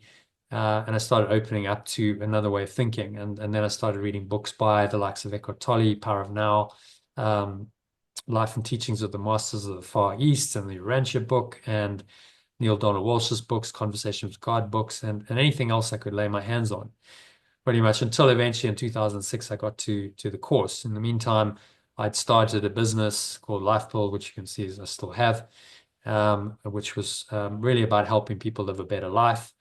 And I started to teach this, did some workshops, seminars, decided I wanted to start running retreats in Mozambique. I actually met Dominica, who Archie and Helga. She was there on Friday. She came to one of these dolphin retreats, so that was kind of a blast from the past. I was featured in Success University on some of their CDs. Then about, what was it, 11, 12 years ago, I came to London to help a friend raise capital. There I am on Oxford Street, I believe, with my wife. She wasn't my wife then, but I met her. And that precipitated a big life change. I came over to the UK, and everything that I'd built just went away in my early 40s. Massive life change. My whole world got turned upside down. Suddenly I had a family. I had responsibilities I didn't have before. I had a wife. I had a son. My career changed. I went into the financial industry, and I kind of lost my way a bit. It was a difficult time, but I managed to come through it. I worked through a lot of that difficulty, a lot of unwinding of the false self happened then, and I still taught a bit of breath work and meditation. That was me during that time, teaching a breathwork class in Shaftesbury, where I still live. I went in 2021 to do a Vipassana retreat in South Africa. I don't know if any of you have ever done it, but 10-day retreat, and it had a really profound experience on day 9 of that, which was, I believe, the catalyst for the launch of this course and community. I've been building this and growing this since 2018, and in earnest since 2021, developing the content to, I believe, a high level. There's a huge amount of content and resources, and thousands of hours, tens of thousands of hours probably have gone into it. And that's me in professional mode. I also have a financial business where I do things like commodity trades and help companies raise capital and alternative investments and so on. So that's brought me to where I am now, which is 52 years old. No, I don't look it, but I have a bit of experience, and I made a decision this year to really put my all into this course and grow a course and program community out of it. And that's starting to unfold quite nicely. So what happened on Friday was quite synchronistic. I met all of you, and here we are, and the journey continues. So who knows what's coming next. So that's a bit of a digression, but I thought there was some important information about the course and myself. Let's get back to the Art of Letting Go course results. Fulfilling flow in your daily life. You'll know how to remain poised and enjoy the moment while taking positive, harmonious action to respond to any situation effectively. My own experience of this actually on the squash court really validated what Eckhart Tolle said here. Artistic creation, sports, dance, teaching, counseling, mastery in any field of endeavor. This implies that the thinking mind is either no longer involved at all, or at least is taking second place. The power and intelligence greater than you and it one with you in essence takes over. There's no decision-making process anymore. Spontaneous right action happens, and you are not doing it. Mastery of life is the opposite of control. You become aligned with the greater consciousness. It acts, speaks, and does the work. So I had this experience on the squash court where I'd been in a lot of fear because I was playing a guy that I'd lost to previously. He was an older guy. I just turned professional. So putting a lot of pressure on myself. But somehow I just managed to let go of that fear and find a state of complete emptiness. When I went on court, it was the last match at about 9 o'clock at night.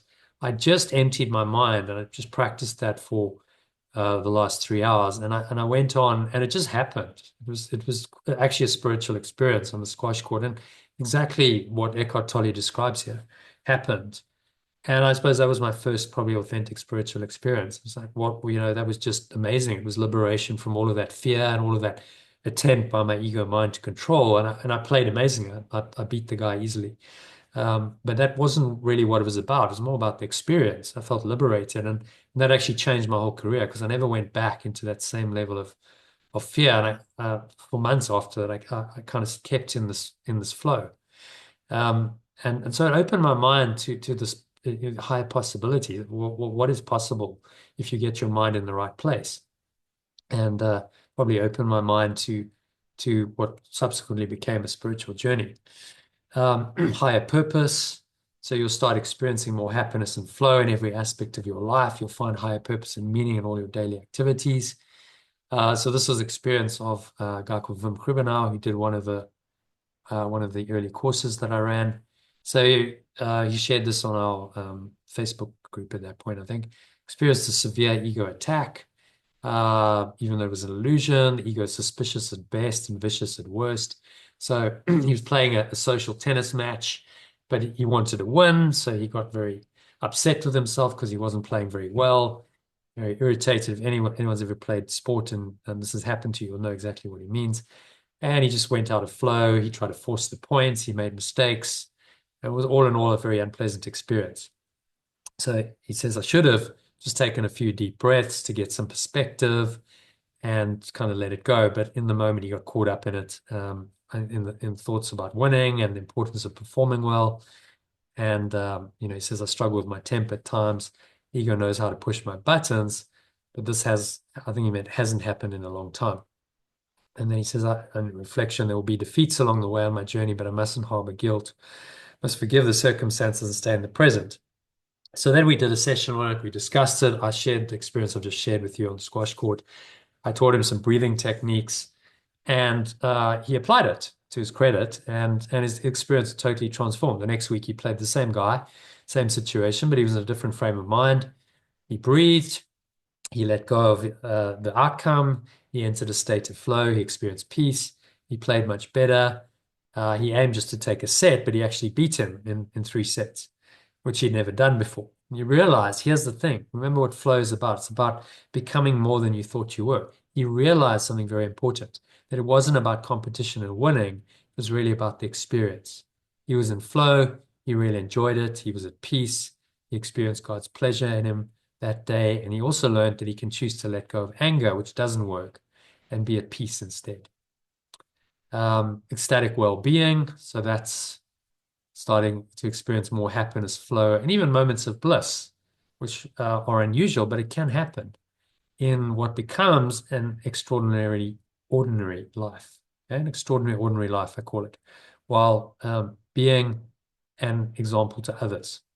So here's again, case study.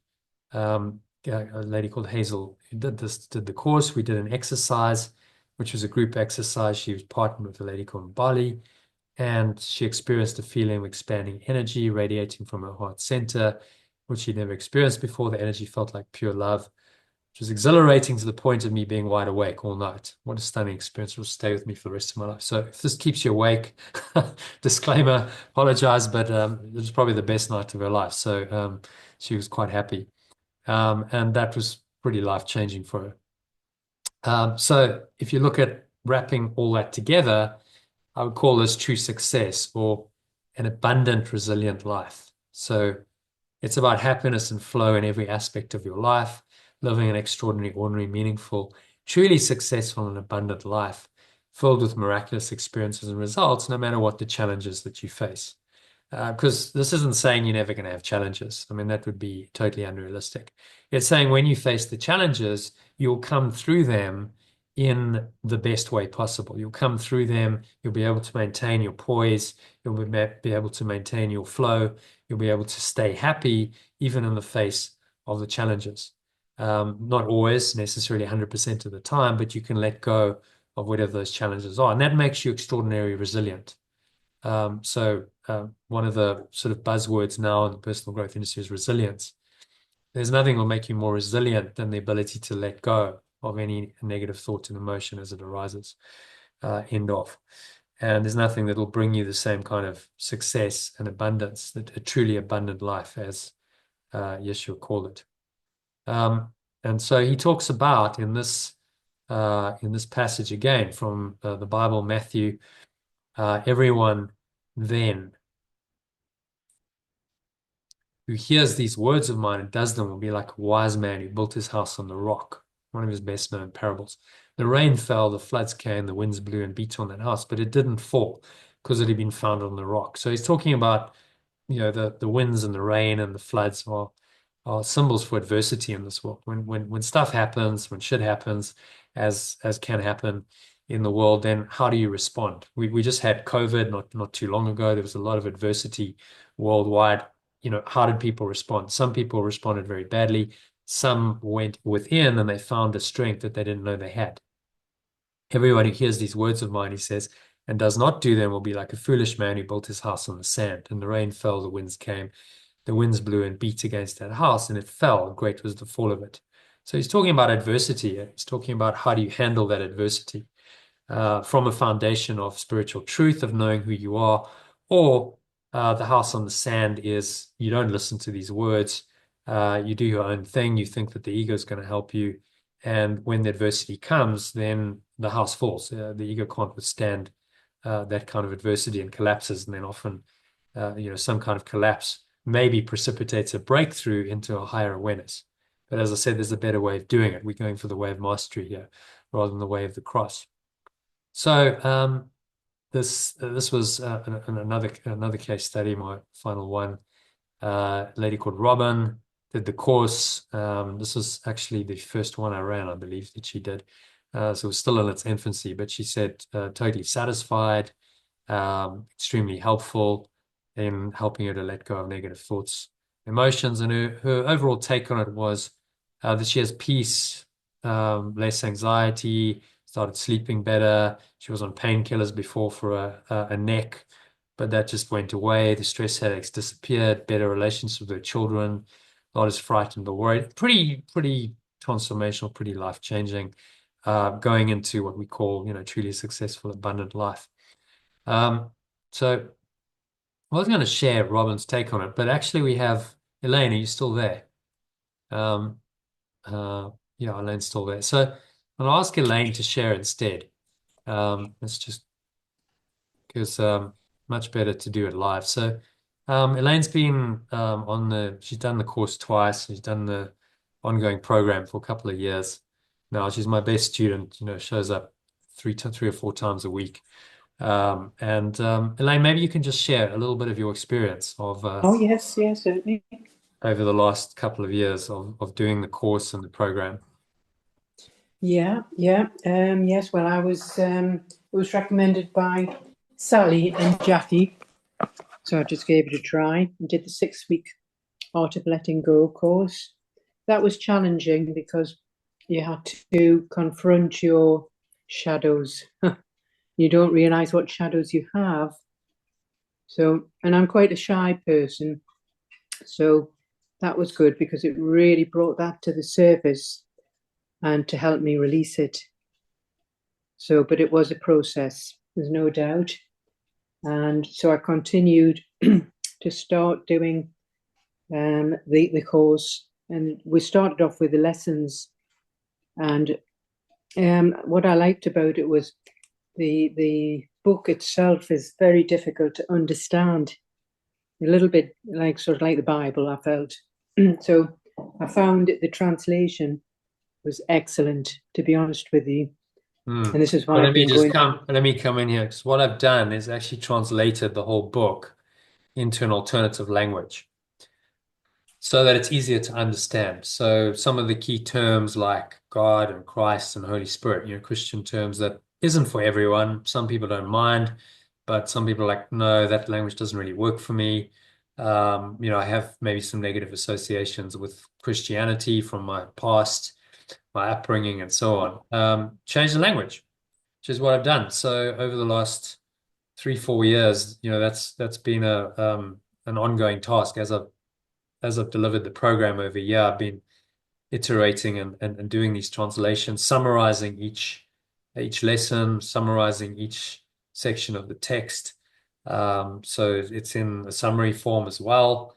And then there's also recordings and meditations on the lessons and recordings of discussions on each section and lesson. Most sections and lessons are covered. So just really building all these resources to try and help people to understand this immense, profound work and make it easier to do. And I think, Elaine, I think I've succeeded to a point, haven't I? Because it's made your journey and understanding Yeah, the well, course easier. certainly. Yeah, if I think about 2 years ago, yeah, no, it's a very gradual, and you don't sort of really notice it. But then when you look back 2 years, yeah, there's a huge change in perspective and even just how you feel. Yes, of course, you'll still feel the tension and you still get triggered, but you find the letting go is just much, much quicker because life is still chaotic as it was 2 years ago. Because obviously, my husband's got vascular dementia, and the roles were changed hugely. And I was talking to you today, there was still all various things going on in the external world, but somehow, there's just something there. I'm able to tune into that, what you've been talking about all along, that source. It's there, even though it's taken me a long time, but it's slowly I'm recognizing it, and through the course, it's just helped me just to sort of gradually peel away all that rubbish that's been in my head. It's difficult to explain it, really. Yeah, but it's an experience, isn't it? I mean, you've got to kind of Yes, journey yeah, it. exactly. What this comes down to is not intellectual understanding. And that's a starting point, but it comes down to experiencing it. You experience it when you practice and you spend time with these teachings. And the way the course and the program is structured is that there is that structured time. We have regular discussions. So you join the discussion and you're going to focus on this for 2 or 3 hours. If you do that as you have 3 or 4 times a week, then the hours add up. and you do your own practice as well.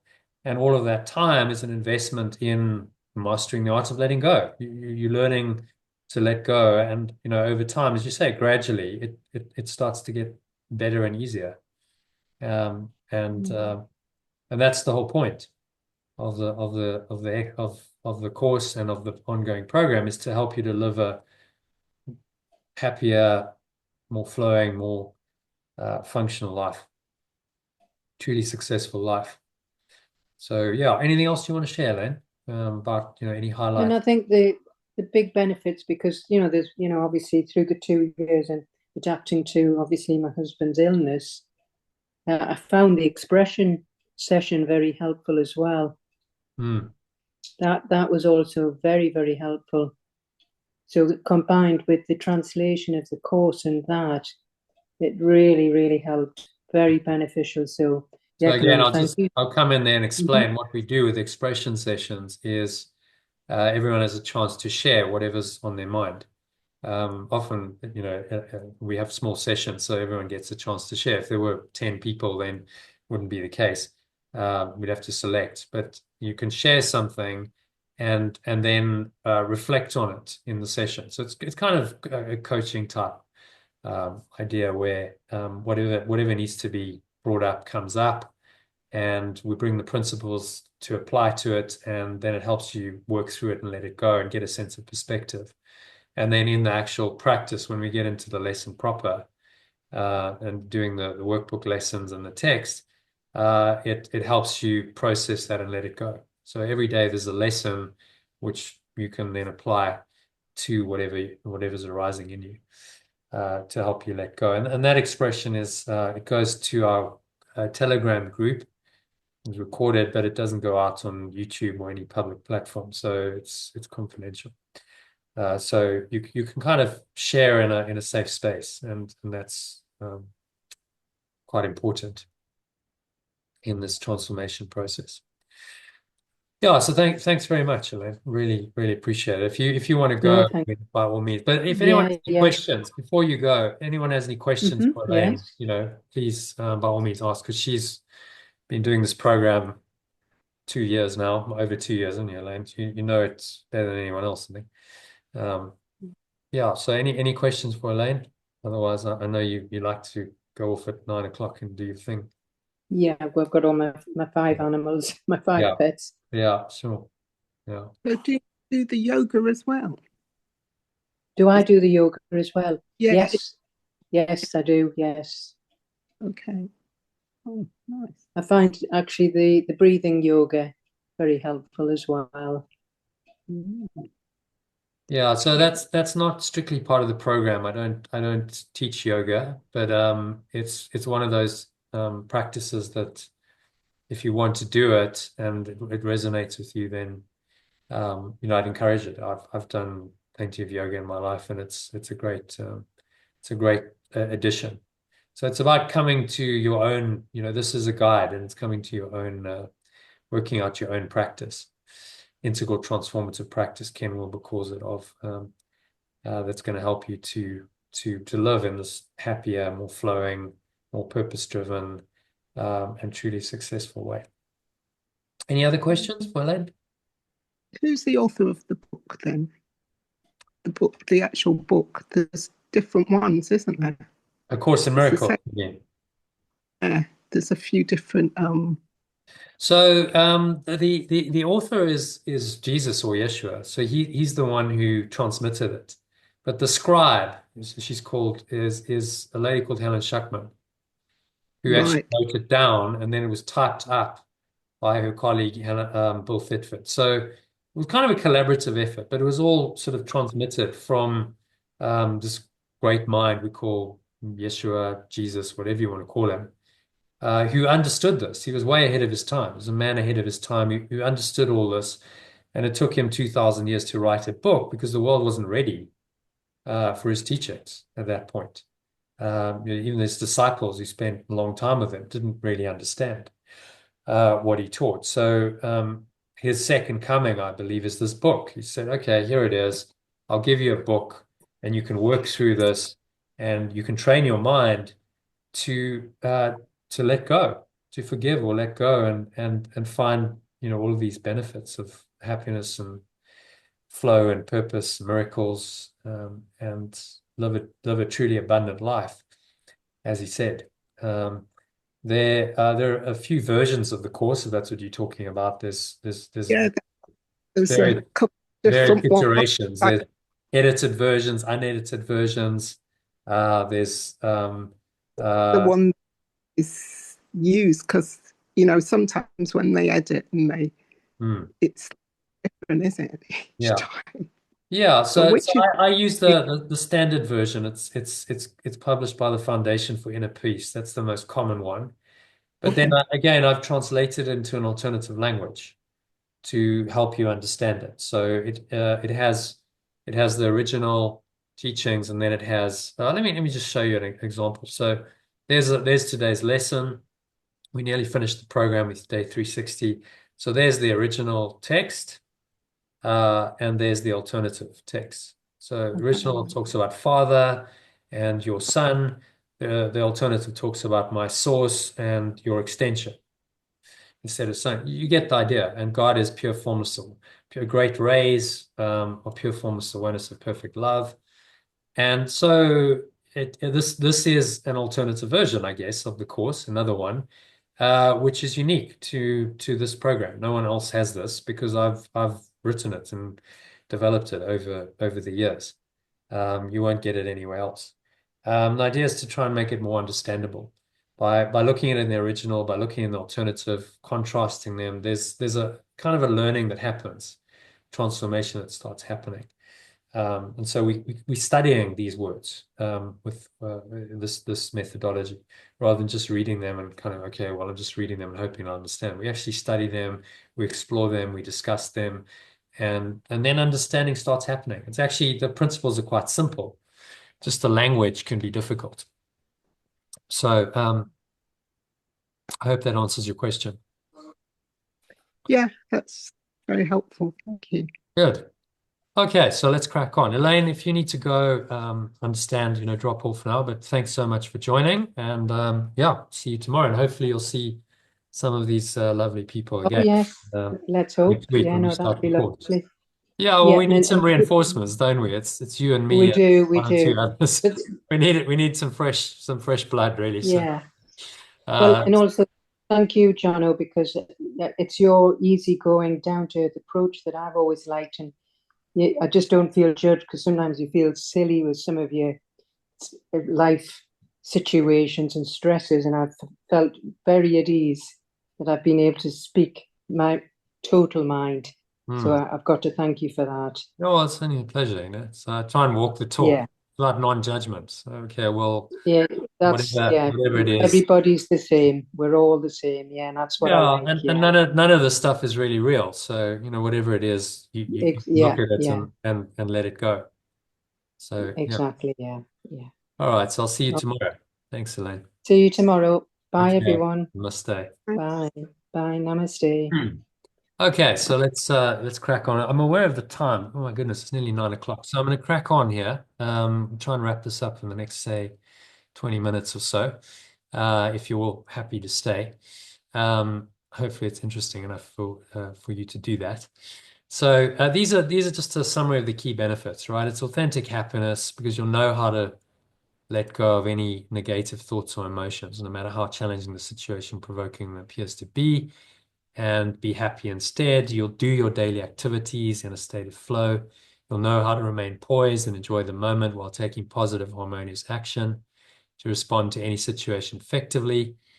You'll experience fulfillment, higher purpose, and well-being.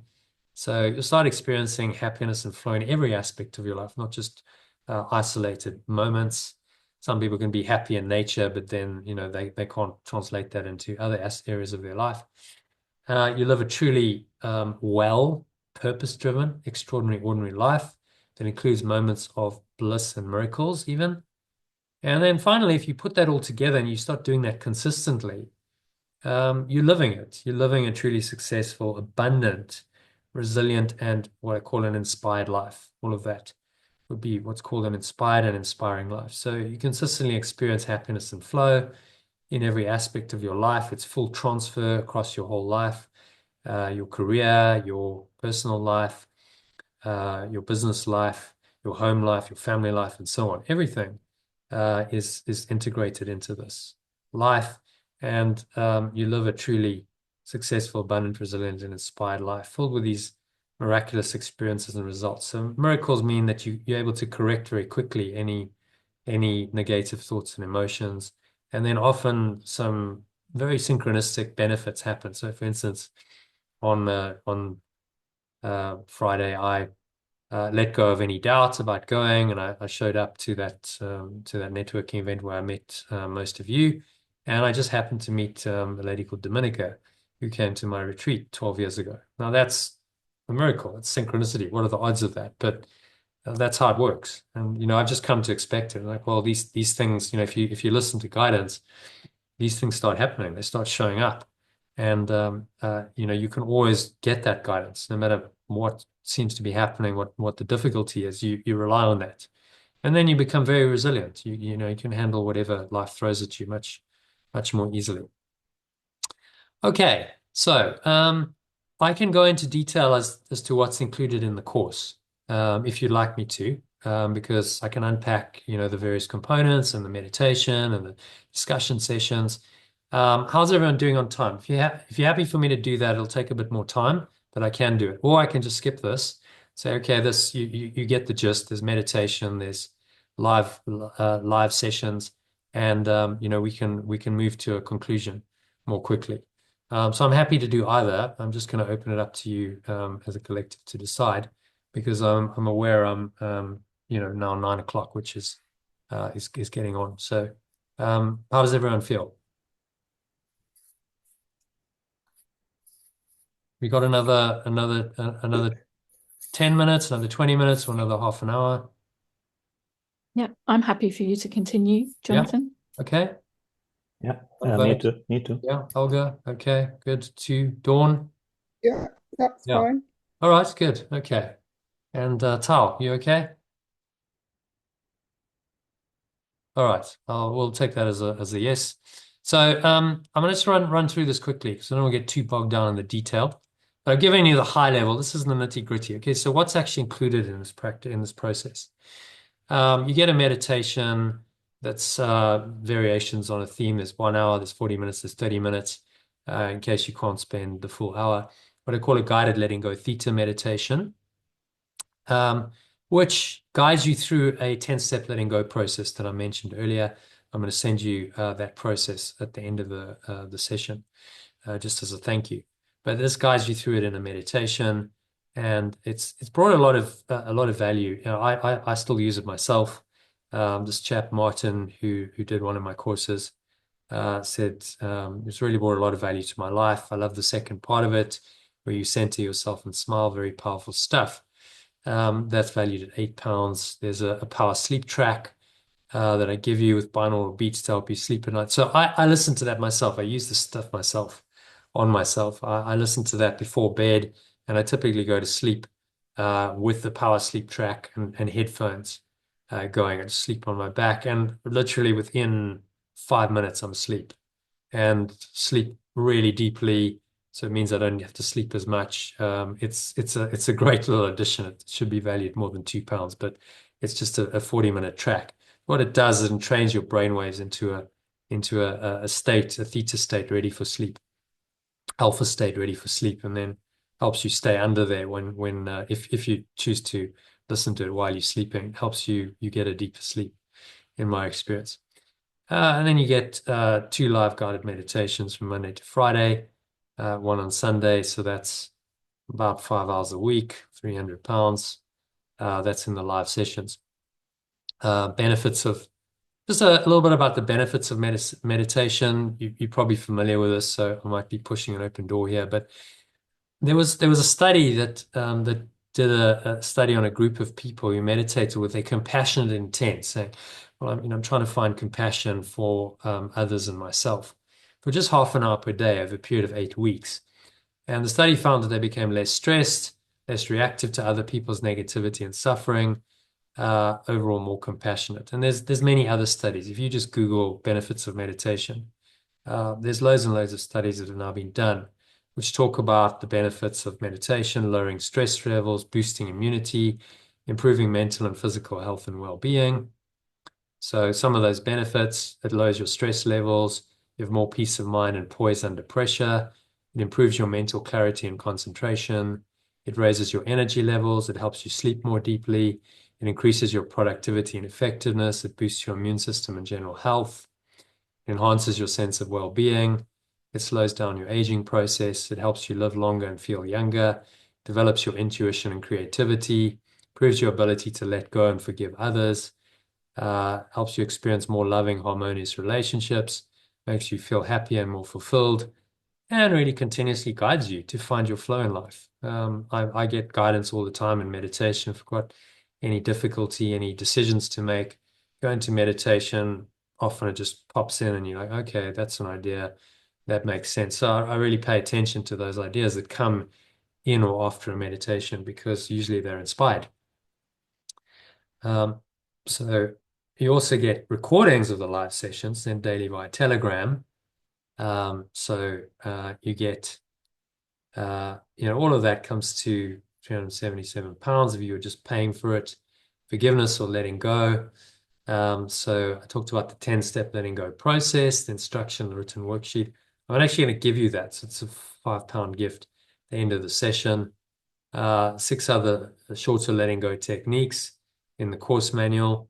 So this is specifically helping you to let go and make it simple. As Chi said, it makes forgiveness seem so simple. You get a daily mind training lesson from A Course in Miracles, sent via email and Telegram. So just value it £1 a day, so it comes to £54. And then there's a whole breathwork course in this.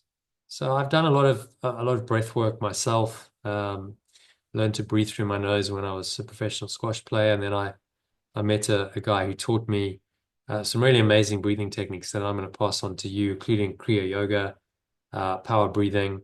So that's in the in the course that is in the first sort of 10 days of the 43 days, where I give you audio and video recordings to guide you through 7 powerful breathwork techniques, including a holotropic breathing session, plus a written instruction worksheet, which you get. So if I was selling that on its own, I'd charge it out at £44. This is what someone who was on one of my WhatsApp groups said about the breath breaks. I love these reminders. They really help me. I'm often busy scurrying around lost in thoughts, believing them. Reminders are extremely helpful to take a pause, return to the here and now, and stop freaking out. And she actually had a panic attack, and then I sent her one as she was having the panic attack, and she listened to it. So it can really help, just ongoing to help you let go of whatever's arising. About centering and grounding, discovering again who you are. So very powerful practice. I mentioned the holotropic breathing that Phil did, and had that amazing epiphany after it. So it's a very powerful technique that I guide you through online. Just opens you up to other dimensions. Essentially, it's a transformational, transcendent kind of experience. Literally mind-blowing experience. Felt great for days afterwards. And there was Phil's breakthrough experience, which came after the holotropic breathing. But understand, it wasn't just the holotropic breathing. It was a whole process. That was 6 weeks of transformation that he'd been going through, which then the holotropic breathing was like the icing on the cake that cracked open that grievance that he'd been holding and helped him get into it and let it go, which is where the transformation happened. So you're going to get audio recorded breath breaks, 3 to 15 minutes each, to guide you through practicing the mind training lesson for the day from the workbook, from week 2 onwards. And someone else said about the breath breaks, just did the one you sent. Wow, I feel totally relaxed and connected. So the idea is to help you get into the flow, to punctuate your day with these breath breaks. It's very easy. Just as a recording, you just listen, a few minutes, and it can just really reconnect you. It's also, if you look at the research on respiratory muscle training, physiologically, it's training you to increase your strength, speed, power, endurance, performance, and really, really, really help on a physical level as well. So you're getting a profound breathwork course, just as kind of by the by. I don't focus on it because there's so much more, but this could and maybe should be a program on its own. It's something I need to probably do and market it on its own. But it's just integrated into the program. And this kind of training is found to improve breathing patterns, making respiration more efficient, lowering the perception of dyspnea, which means struggling with breathing, improving performance in hypoxic conditions. So hypoxia is where you hold the breath. So we do a bit of breath holding, and that has some very, very powerful benefits like stimulating stem cells and stem cell production. I think it's one of the reasons why I look so young. I'm 52 and I don't look 52. I look like I'm in maybe my 30s, most people say, or early 40s. Why is that? Well, there's a combination of factors, but I think one of the reasons is I hold my breath for long periods of time every day. So we'll get into all of this. I'm just giving you a taste of what's to come in the course. You'll get daily emails and Telegram messages containing your daily mind training lesson with an illustrative photo like the one in the slide, related inspirational quote, the illustrative photo, your ideal spiritual schedule for the day. So you can follow that if you want to, or you can just pick and choose what you want to do out of that. And you get links and attachments to the audio and video recordings. So I'm just gonna scroll across. Actually, it might be useful just to show you here, rather than just talk about it. So where's Telegram? There's Telegram. So there's the Telegram group. This is the Art of Letting Go group. This is today's lesson. So you get the daily quote. You get a message. Usually I have a kind of my own take on it. I quote some research. I'm quoting the Grant study. We looked at that earlier. Happiness is love, full stop. Using some of the quotes you've seen today. Bringing in a bit of Buddhist philosophy. There's a discussion session, a talk by Marisa Peer that you can listen to, and so on. And then that leads into today's. There's a live session, so I give you the details of that and the timing, which we had today. Elaine joined that, and then the mind training lesson. So there's an example of the kind of mind training lesson. In its original alternative form with an image. There's a PDF document which looks like that. This is in Word format, but you get the idea. So there's a lesson. There's an insert you're supposed to read, which I've summarized in its original alternative form. This talks about what am I, and then precursor to that is just instructions on how to actually practice the lesson. So you get all of this coming to you every day via Telegram or via emails. So the email's a bit more comprehensive. If you prefer the longer form, there's emails. That, by the way, is from the manual course manual and exercise pack, which I use all the time still in the teaching. So you're going to get that. Here's an example of today's email. So you get a quote, you get the content that you've seen on Telegram, but it's in an email with links. So if you're someone who wants to dive deeper and you want to go to the links, then there's the links you can go and check out and find out more about some of the things I refer to. And there's joining the live session. So I try and make it really easy. You just click on the button and it'll take you into Zoom. And then you get into the mind training lesson and the insert. Click on a link and that'll just take you straight to the PDF, which you can then read. You can download all this stuff. So none of it's password protective. It's not on a member site.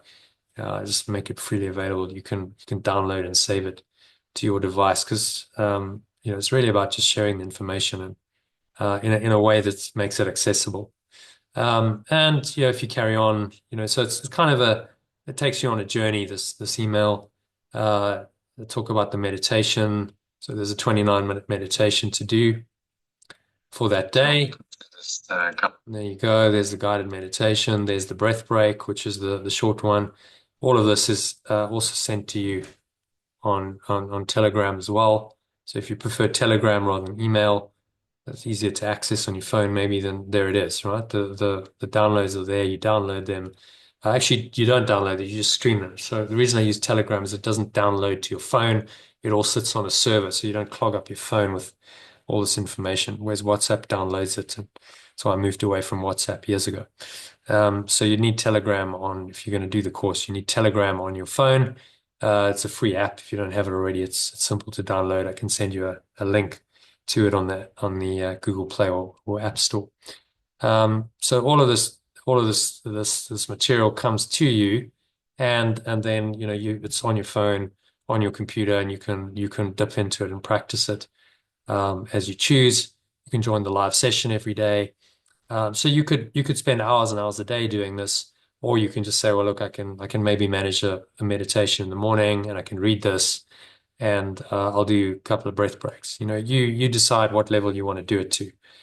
You can join the live calls every day, which I'd recommend, but if you can't, then do as many as you can in the week. So you don't have to do it, but the more you put into it, the more you'll get out of it. That's what I'll say. The resources are all there, but it's up to you to use them. So there's a little dip into the resources that I've just shown you. You get say links and attachments to the audio and video recordings. I just showed you the group discussions. So as Elaine mentioned, this is really the crux of the program in my view, because so much learning and transformation happens in these calls. And you just don't know what's going to come up. So if you join, it's a field of transformation. If you join and you've got something that needs to come up, often it will come up. And then it's a safe space to share it. There's, as I said, expression sessions, which aren't publicly recorded. And then there's, the teachings that help you to sort of work through whatever's coming through and discuss it in a safe space. So it's group coaching, and there's a lot of value in that. So that's why I valued it at over £1,000. You're going to get about 17 hours a week if you participated in all of the sessions. Audio recording. So if you miss the live sessions, then I send them as audio recordings immediately via Telegram. So you just tap into the Telegram group, and you can then just listen when you're driving, when you're cooking, doing anything else. You can just listen to the session. It's not as good as being in it because it's not interactive, but it's a good second prize. And the recordings are also, except for the expression parts, they're also streamed live on YouTube. So you can catch them on YouTube as well if you prefer that to Telegram. One or two extra recorded discussion sessions available every day. So I've got an archive of thousands of hours of discussions. I include some of those as well, so you can dive even deeper if you want and go into the archives and into discussions that are relevant to that day's teaching and theme. So yeah, all of that easily over £1,000 value, possibly more, but I've just tried to price it fairly. Reading A Course in Miracles, so you'd be reading one lesson from the workbook in the morning, one section of the text, average maybe 2 pages every evening. So not a lot of reading, but it's focused reading. You might just take some more time. And as I said, I give this to you in the original and alternative form. So you'll get a document like this. I've already shown you this, or text. Let's just do, there's a text. So Song of Prayer. This is one of the supplements, but you get the idea. There's the original teaching. So that's how it is written in the original. And then there's the alternative. So you can read both. And if you join the live calls, we do read both. We go through it, and you read the original and then you read the alternative. As well, and in all of that, a lot of understanding comes, and you start being guided through this otherwise sometimes incomprehensible work in a way that makes it easy to understand. So yeah. So the text is amazing, as this lady said. It really speaks to me on a deep level. It's answering my questions about life, the universe, and everything. It's simply awesome. There's the fasting and the abstinence component that I talked about. So I'd recommend, and again, you don't have to do this, but I'd recommend that you don't eat for one 24-hour period of every week. And if you can do intermittent fasting, 12 to 16 hours a day during the 6-week course, it's gonna press some more buttons. It's gonna help you to let go. Again, it is optional. There's no way I can control that. It's up to you. I would definitely recommend giving up any drinking, smoking, or recreational drugs if you do that, and not watching TV and avoiding news during the period. So it's kind of a retreat. It's a detox from the world, even though you're not leaving your home environment. You're logging in online. It's trying to create that sort of retreat idea and just disconnect a bit from the world in the 6 weeks and give your mind a chance to go in a different direction. The greatest enemy of hunger. I thought this quote was good. For God is not poison, but apple pie. It's not the banquet of the wicked that dulls our appetite for heaven, but endless nibbling, the table of the world. It's not the X-rated video, but the primetime dribble of triviality we drink in every night.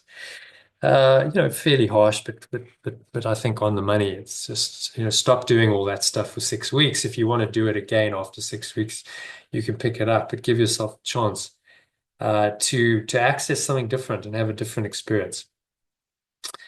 Just the saving on food alone, probably worth £250 if you're fasting 12 to 16 hours a day.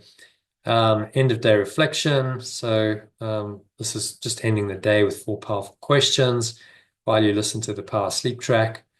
The guided end of day reflection audio recording that I give you just guides you through that process if you want to listen to it. And all of that means that you're likely to sleep better. As Patricia, who did the course, said, I got the best night's sleep I've had in a long time, woke up refreshed, willingness to start a new day. Thank you for the course, finding it most helpful. So that's the package. That's all included. If you added all that value up, it comes to over £2,000. You'll also get the Art of Letting Go course information exercise pack.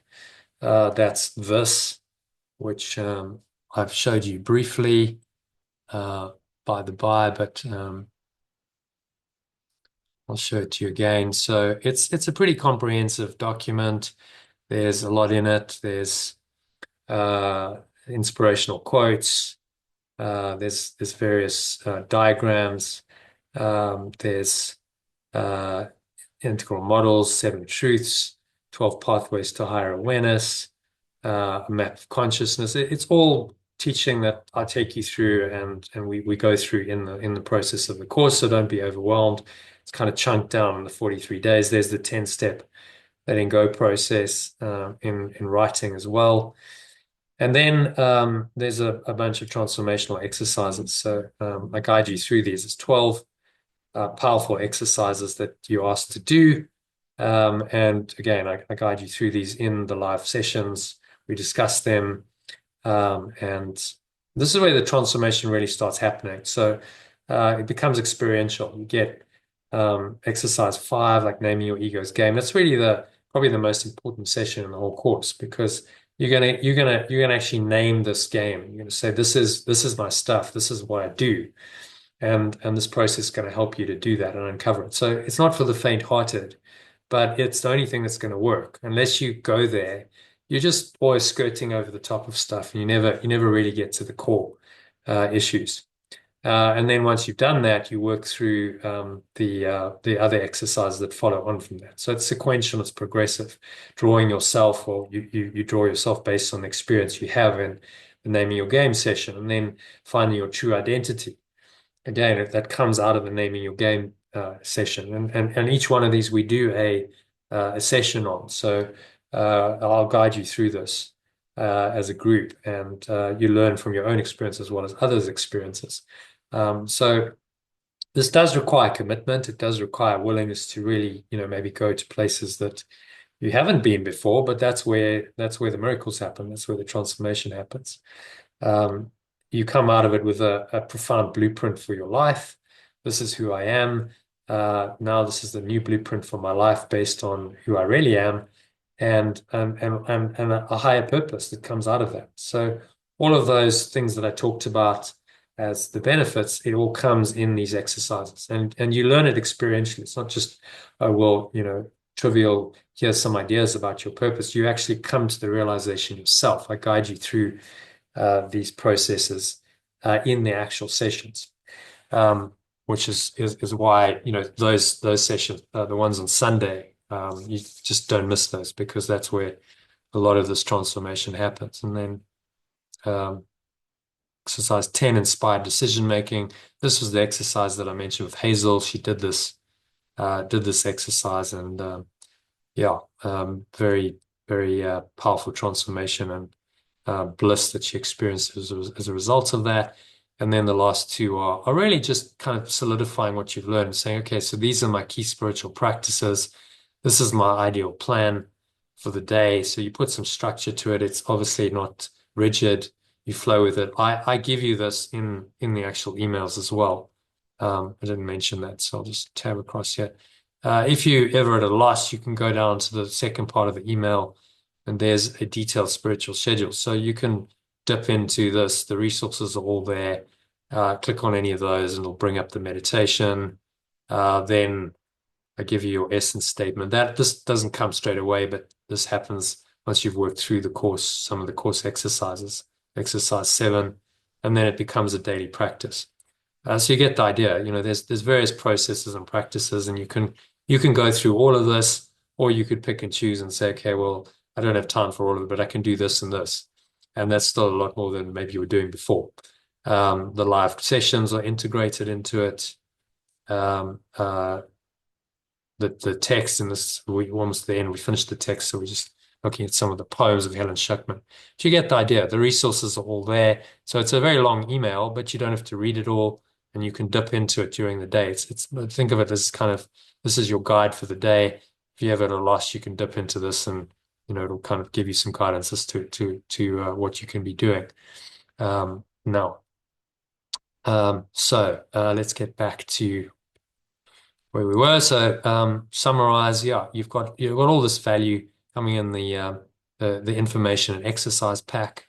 2 documents to help you understand the theory of letting go, 6 shorter letting go processes, the 10-step letting go process and written worksheet, the worksheets for naming your game and flip your flop exercises, the blueprint for your higher self.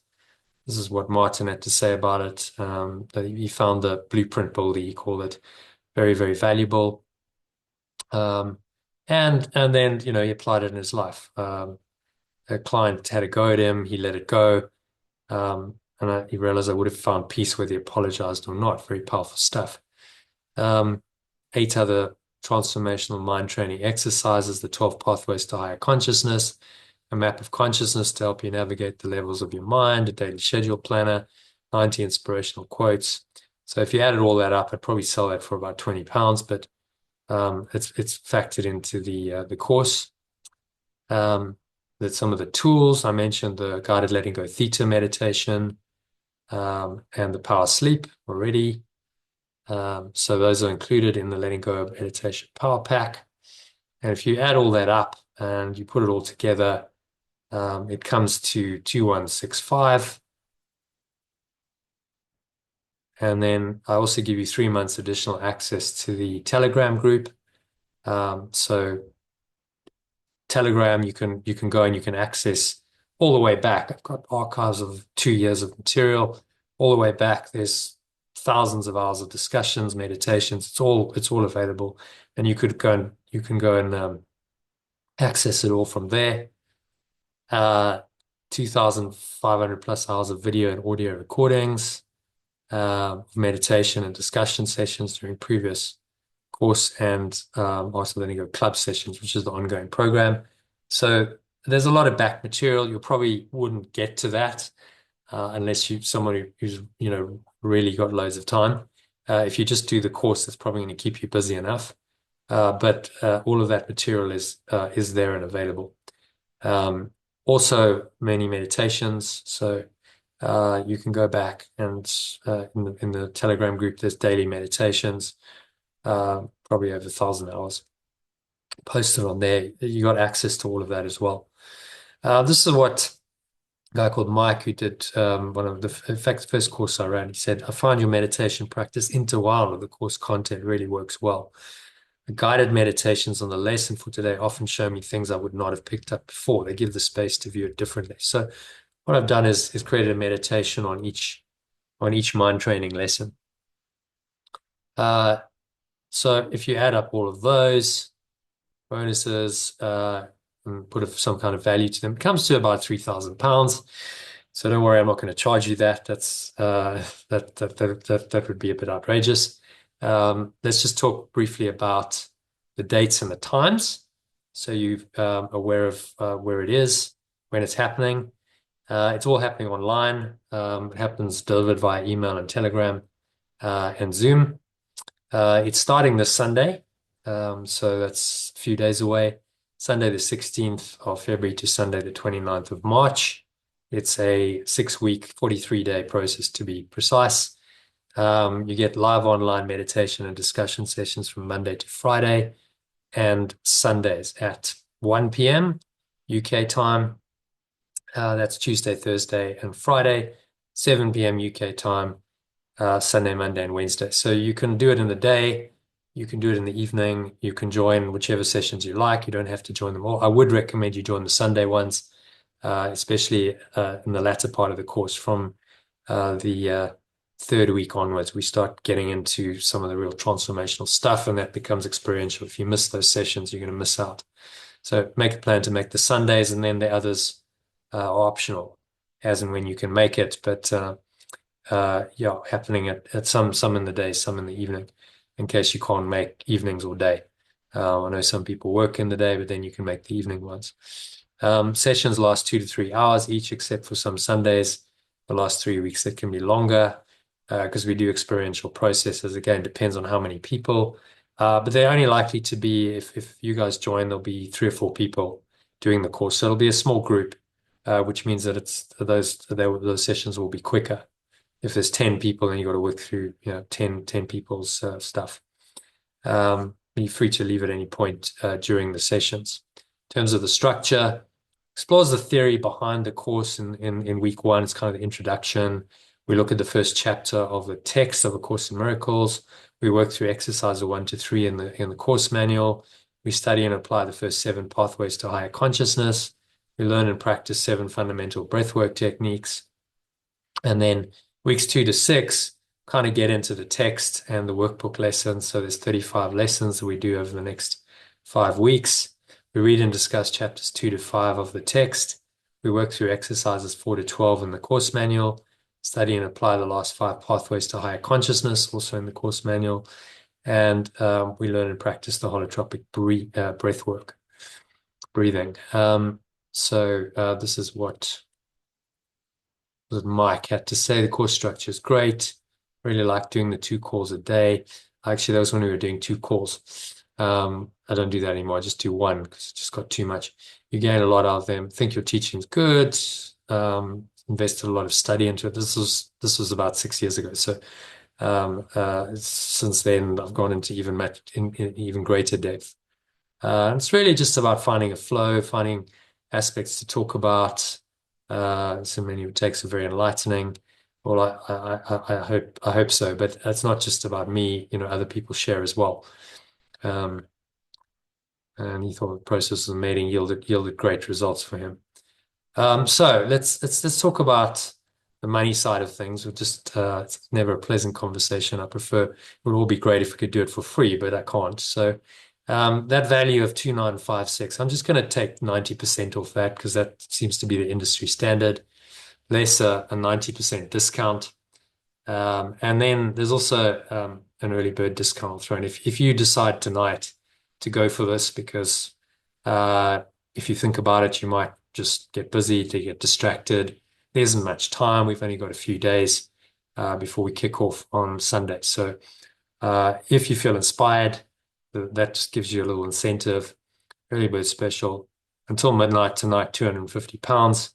I think that's really good value. Obviously, you need to make your own call on that, but given the amount of tools, resources, and the transformation that you'll undergo, it's actually probably too cheap, if I'm honest, but I'd rather have you join than not. And remember, this is the start of a process. If you like the course, at the end of the 6 weeks, I don't just drop you and say, there you go, off you go into the sunset. There's an ongoing 1-year program that you can join, and you can do this as an ongoing part of your daily life and your spiritual path. So that's what I'm hoping will happen. But if you don't, the course itself offers a lot of value. It's a transformational experience over 6 weeks, and you'll get a lot of value out of it, even if you choose not to continue afterwards. That's a nearly 92% discounted value, by the way. So you might say, well, I can't afford the money or the time. It's probably not the case for monetarily for anyone here, but there is a solo version of the course. I'll mention it. So it includes everything in the mastery course except the live discussion and meditation sessions from Monday to Friday. So you still get the 1 ± 3 hour live discussion meditation session every Sunday, which is the critical one. You still get to do that. 7 sessions, about 21 hours. Early bird discounted investment is a steal at £97. If you can't do that, or you can't afford the time to do the daily live calls, then that's an option. So I'd rather have you on the course than not. So I made it, I think ridiculously cheap, but as I said, my intention here is not really to make money. It's to facilitate a transformation for you and connect. We have great experiences together in these sessions about building lifelong connections and friendships and a community. So just to wrap it up, I'd say, well, can you afford, not to do this? It's your happiness, flow, higher purpose, well-being, and ability to thrive in life. And you can't really put a price on those. I mean, they are timeless, they are priceless. What is it worth to you? I think £250 is not a lot. You need to obviously make that call for yourself. This is what a guy called Yuval Noah Harari, who is a best-selling author of a number of futurist-type books, has to say. The best investment today is in emotional intelligence and in mental balance and these kinds of skills of how to keep changing throughout your life. This was actually, I wrote this down literally from it was an interview that was being done with him. So it's not stated exactly right, but exactly in proper English. But you should keep in mind that much of what I'm learning might be irrelevant in 20 or 30 years. So whatever else I'm doing, I should also invest in developing my emotional intelligence, my mental balance, my ability to keep changing and learning and reinventing throughout my life. So to give a metaphor from the past, education was like building a stone house with very deep foundations. Now education is like constructing a tent. You can fold up and move to another location very quickly and easily. And that's really in alignment with what this course is teaching. These are lifelong skills. They're not skills that will be outdated ever. They'll go with you for the rest of your life. Whatever happens in your life, wherever you go, these skills go with you. And they are incredibly valuable. So I'll finish off with a quote from Marianne Williamson, just to inspire you. This is possibly my favorite quote of all time. She's a teacher of A Course in Miracles, as because Archie, you said you studied with her and we mentioned it earlier. Our deepest fear, she says, is not that we're inadequate. Our deepest fear is that we're powerful beyond measure. It is our light, not our darkness, that most frightens us. We ask ourselves, who am I to be brilliant, gorgeous, talented, and fabulous? Actually, who are you not to be? You're a child of God. Your playing small doesn't serve the world. There's nothing enlightened about shrinking so that other people won't feel insecure around you. We're all meant to shine as children do. We're born to make manifest the glory of God that is within us. not just in some of us, it's in everyone. And as we let our own light shine, we unconsciously give other people permission to do the same. As we are liberated from our own fear, our presence automatically liberates others. And that's really what this is all about. Liberation from your own fear, spreading that out, sharing that to the world in whatever way you feel inspired to do, which is your purpose. So, journey of a thousand miles, said Lao Tzu, the great Chinese spiritual master, was the founder of Taoism, wrote the Tao Te Ching, said a journey of a thousand miles begins with a single step. So, what I've outlined is a journey, but it starts with a step. We'll study this in the course, so I won't get too much into it now. But it starts with the call to adventure. That's where it all starts. So tonight, I'm calling you to adventure. I'm saying, how about it? Are you going to join me? Do you want to join me on this journey? You've met a mentor. I'm offering to guide you. It's about crossing the threshold and saying, okay, if I make a decision, I go for this. Then the second act begins on Sunday, which would be the adventure, where you get tests, allies, enemies. You approach the inner cave. There's an ordeal of letting go of the ego. We'll go through all of that. And then the reward that comes from it is knowing thyself. And then you come back, having been through that experience, into the at-one-ment, into an expanded version of yourself, return to life with the elixir of I know who I am. Now, I'm not saying this will all happen in the 6 weeks, but you're certainly going to go some way on that journey, and your journey will be your journey. So this is a call to say, well, are you up for it or not?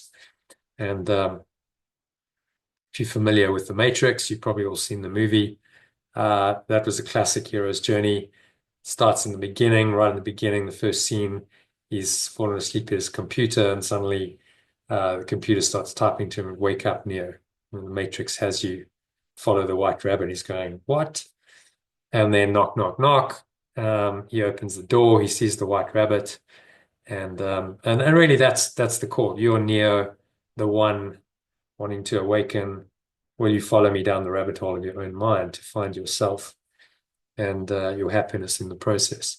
That's the question, which I leave to you. So just on a practical note, if you want to register, send me a text or an email. It's as simple as that. Just let me know. I've sent you messages on email and WhatsApp, so either one's fine. And I'll send you my UK or my SA bank details. You're all in the UK, I believe. Helga, you're not in the UK. So if you can't do a UK transfer into a UK bank account, then you can pay by card.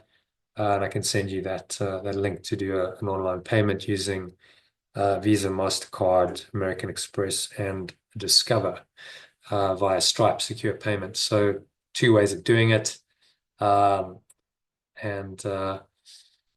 I'd recommend jumping in and doing it as soon as possible. Take advantage of the discount, which is £46, saving on the course if you do it before midnight today. So, any questions or comments? I've spoken a lot. I'll shut up now. Thank you for listening to me for 2.5 hours. It's been really appreciate the time and attention. Apologies for going over, but we did have some interaction and some sharing, etc., which probably took about half an hour. So, yeah, any questions or comments from anyone? Well, a big thank you, Jonathan. Yeah, no, I mean, it sounds, it sounds amazing. And I would love to do it. And I'm now going to say a but. I wanted to ask, will you be offering this course later in the year at all? So I do it once a year because Just once a year. because Okay. I run the ongoing program. It's just too difficult to run an ongoing program and also run a course. And it's really the start of the 6 weeks is the start of the 1 year program. That's the way I've designed it. So the answer is no. I'll be running it again this time next year. So it's kind of Okay. a once a year event. It doesn't mean you can't Yes. join the program later on. It just means you're joining Yeah. somewhere in the middle. So the ideal way to do it is start off with, the start of it. And this is the start. Then you get the full understanding. We go into details of the Course in Miracles, and we go through these transformational processes that really set you up for then, okay, so if I've had a bit of a shift and an awakening, it's about integrating that. It's about going deeper into these teachings, and that's what the ongoing program is for. So a lot of the time, there's other online courses, and usually they end, and then that's it, right? There's not necessarily much ongoing support. Maybe there's a Facebook group or something like that. But the idea is that this is something that can really be an integral part of your spiritual journey in your life, ongoing. Elaine, as you heard her, she's been doing it for 2 years. Yeah. And it's just part of her life. She does it. She joins the calls. It's kind of like group coaching. It's therapy, and it helps her deal with whatever issues, challenges that come up, which they do. Life continues to test and challenge you, but Yes. that's an opportunity to learn to let go of another aspect of your ego, and so that's the philosophy on which this is based. And that's an ongoing process. That's not going to stop until the day you die. So the idea is, well, why not, be in a process and a community that supports you in doing that work. And that's what this is. It's a program. It's a system. And it's also a community, which is going to go to another level this year. I've spent 7 years developing this. I kid you not, it's been a labor of love, and Yes. now Yeah, I it's can see that. get it out there in a much bigger way. So I had a conversation today with a company that helps people like me to do exactly that. Say, okay, we will guide you through the whole process of getting this out there, marketing it so that you can get more clients in and help more people and make it much more a much bigger community. So yeah, it's the start of, I think, a new phase of it. That's a good time to join. Does it work for you now or not? I guess that's the question. You said, Yes. I mean, the issue I have, Jonathan, is the time commitment. I'm struggling as it is at the moment with with everything, everything that I'm doing. So, I mean, it would be amazing, but I can just see that adding this to my, things that I'm doing at the moment, wouldn't work for me at this time. Yeah. Okay. Well, if you change your mind before Sunday, then by all means, let me know. I'll be emailing you. I'll send you this recording. I'm going to upload it to YouTube. Oh, thank you. That would be that's very kind of you. I'll Yeah, but I would definitely like to consider it for next year. Absolutely. Yeah. And I have a bit more breathing space. Yeah. If you'd like to dive in during the year, some people have done that in the past. Well, I'm joining in April or May or June or July or whenever. Yeah. And the program has value wherever you start, and then you just get to the course later on, and you do it that way. So it's kind of circular. So you could join it later on in the year. If you'd like to join a Telegram group, I have a free Telegram group where I give a lot of the stuff away free. So I can add you to that group if you'd like me to. So you can kind of get the sense of what's going on, and I include details of the live sessions that I'm doing, and I'll include details of any further masterclasses or anything like that. So if you like to, are you on Telegram? If you'd like to join, I am, yes. Yeah, Yes. I would love to join the Telegram group, but I think that may I have a sort of sense of being just overwhelmed at the moment with things. There's just a lot going on in my life. So I think I will decline that kind offer, but join next year. Okay. Yeah. So, only because I know myself, Jonathan, that kind of I can easily get overwhelmed with with things. I mean, so many different, we had this conversation last Friday, Yeah. I mean, so many different communities, WhatsApp group, Telegram groups, and, yeah, I'd rather give this the attention that it deserves and do it when I'm in a, sort of, a sort of, just a clearer. Yeah, no, space. fair enough. I mean, it's quite a life-changing course, and if you can commit Oh no, I can see time and that. energy to it, it's going to be that much more powerful for you. So totally understand. And Dawn, any thoughts? Listening to Archie, I totally agree with her. I'm in the similar space, and maybe because this wasn't a planned thing, it's really difficult. But saying that, I'm a little bit because do you know what, Jonathan? I've really enjoyed it, and although we've gone on longer, and I'm trying to do other things as well, it is a lot. But it I resonate with it. There's a few things in there that I kind of try and do anyway. And I'm thinking, but I don't know, I think I'd like to sleep on it because although I should say no to you, let's do it next year. I'm actually thinking, can this help mitigate some of the overwhelm because also, when I kind of try and have a balanced spread across things. So in terms of spiritual, I do some stuff around that.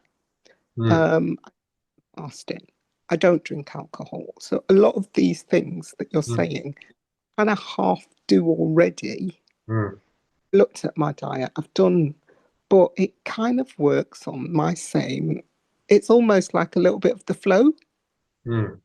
I mean, so maybe it could balance me even more because sometimes what happens when you get all the stress and the overwhelm and all that, it pulls you off course of those things. And then I kind of refrained from eating meat and certain things, and then you get stressed, and then you don't have time, then you eat the junk, and then you're like, and it becomes this. But to be maybe where there's more people kind of on the similar environment isn't a bad thing. It can kind of strengthen. So I'm actually thinking, although I should say no, and I'm terrible because I've got so many things going on, and actually then I've had a few things go completely in the wrong direction that is actually really just stopping me from going forwards at the moment. But I'm thinking, it is some letting go. yeah, after doing the breath, after doing maybe that's kind of gonna, and you know what, I don't have the finances because where things have gone wrong, I'm having to keep throwing stuff to, when you're just firefighting at work, you're firefighting at home, you're firefighting business, you're firefighting with your learning. But I'm thinking this is opposite because even as you talk, as we went through, that's the calming, let's get on track and let's take some time. So I think I'd like to do it. I don't know how you feel because you've got so much value in this thing. I feel bad, but the only thing I could, if I was going to do it, is do the 97 at the moment and then look at, later on down the line. And I'm still kind of thinking, should you just say, no, is this the wrong time because you've got all this stuff? But I actually feel tempted that I'd really like to do it. Yeah, great. I mean, I don't know how you feel. It seems horrible, I suppose, but I think I really would like to do this. So my sense is telling me you're not going to be able to do this and all that. But I'm thinking, no, it's going to actually balance me out, I think, or help me. Well, that's there's always, you got to understand, the ego always has resistance to what's going to undo it. Yeah, because to have been here all this time listening to you, it went well.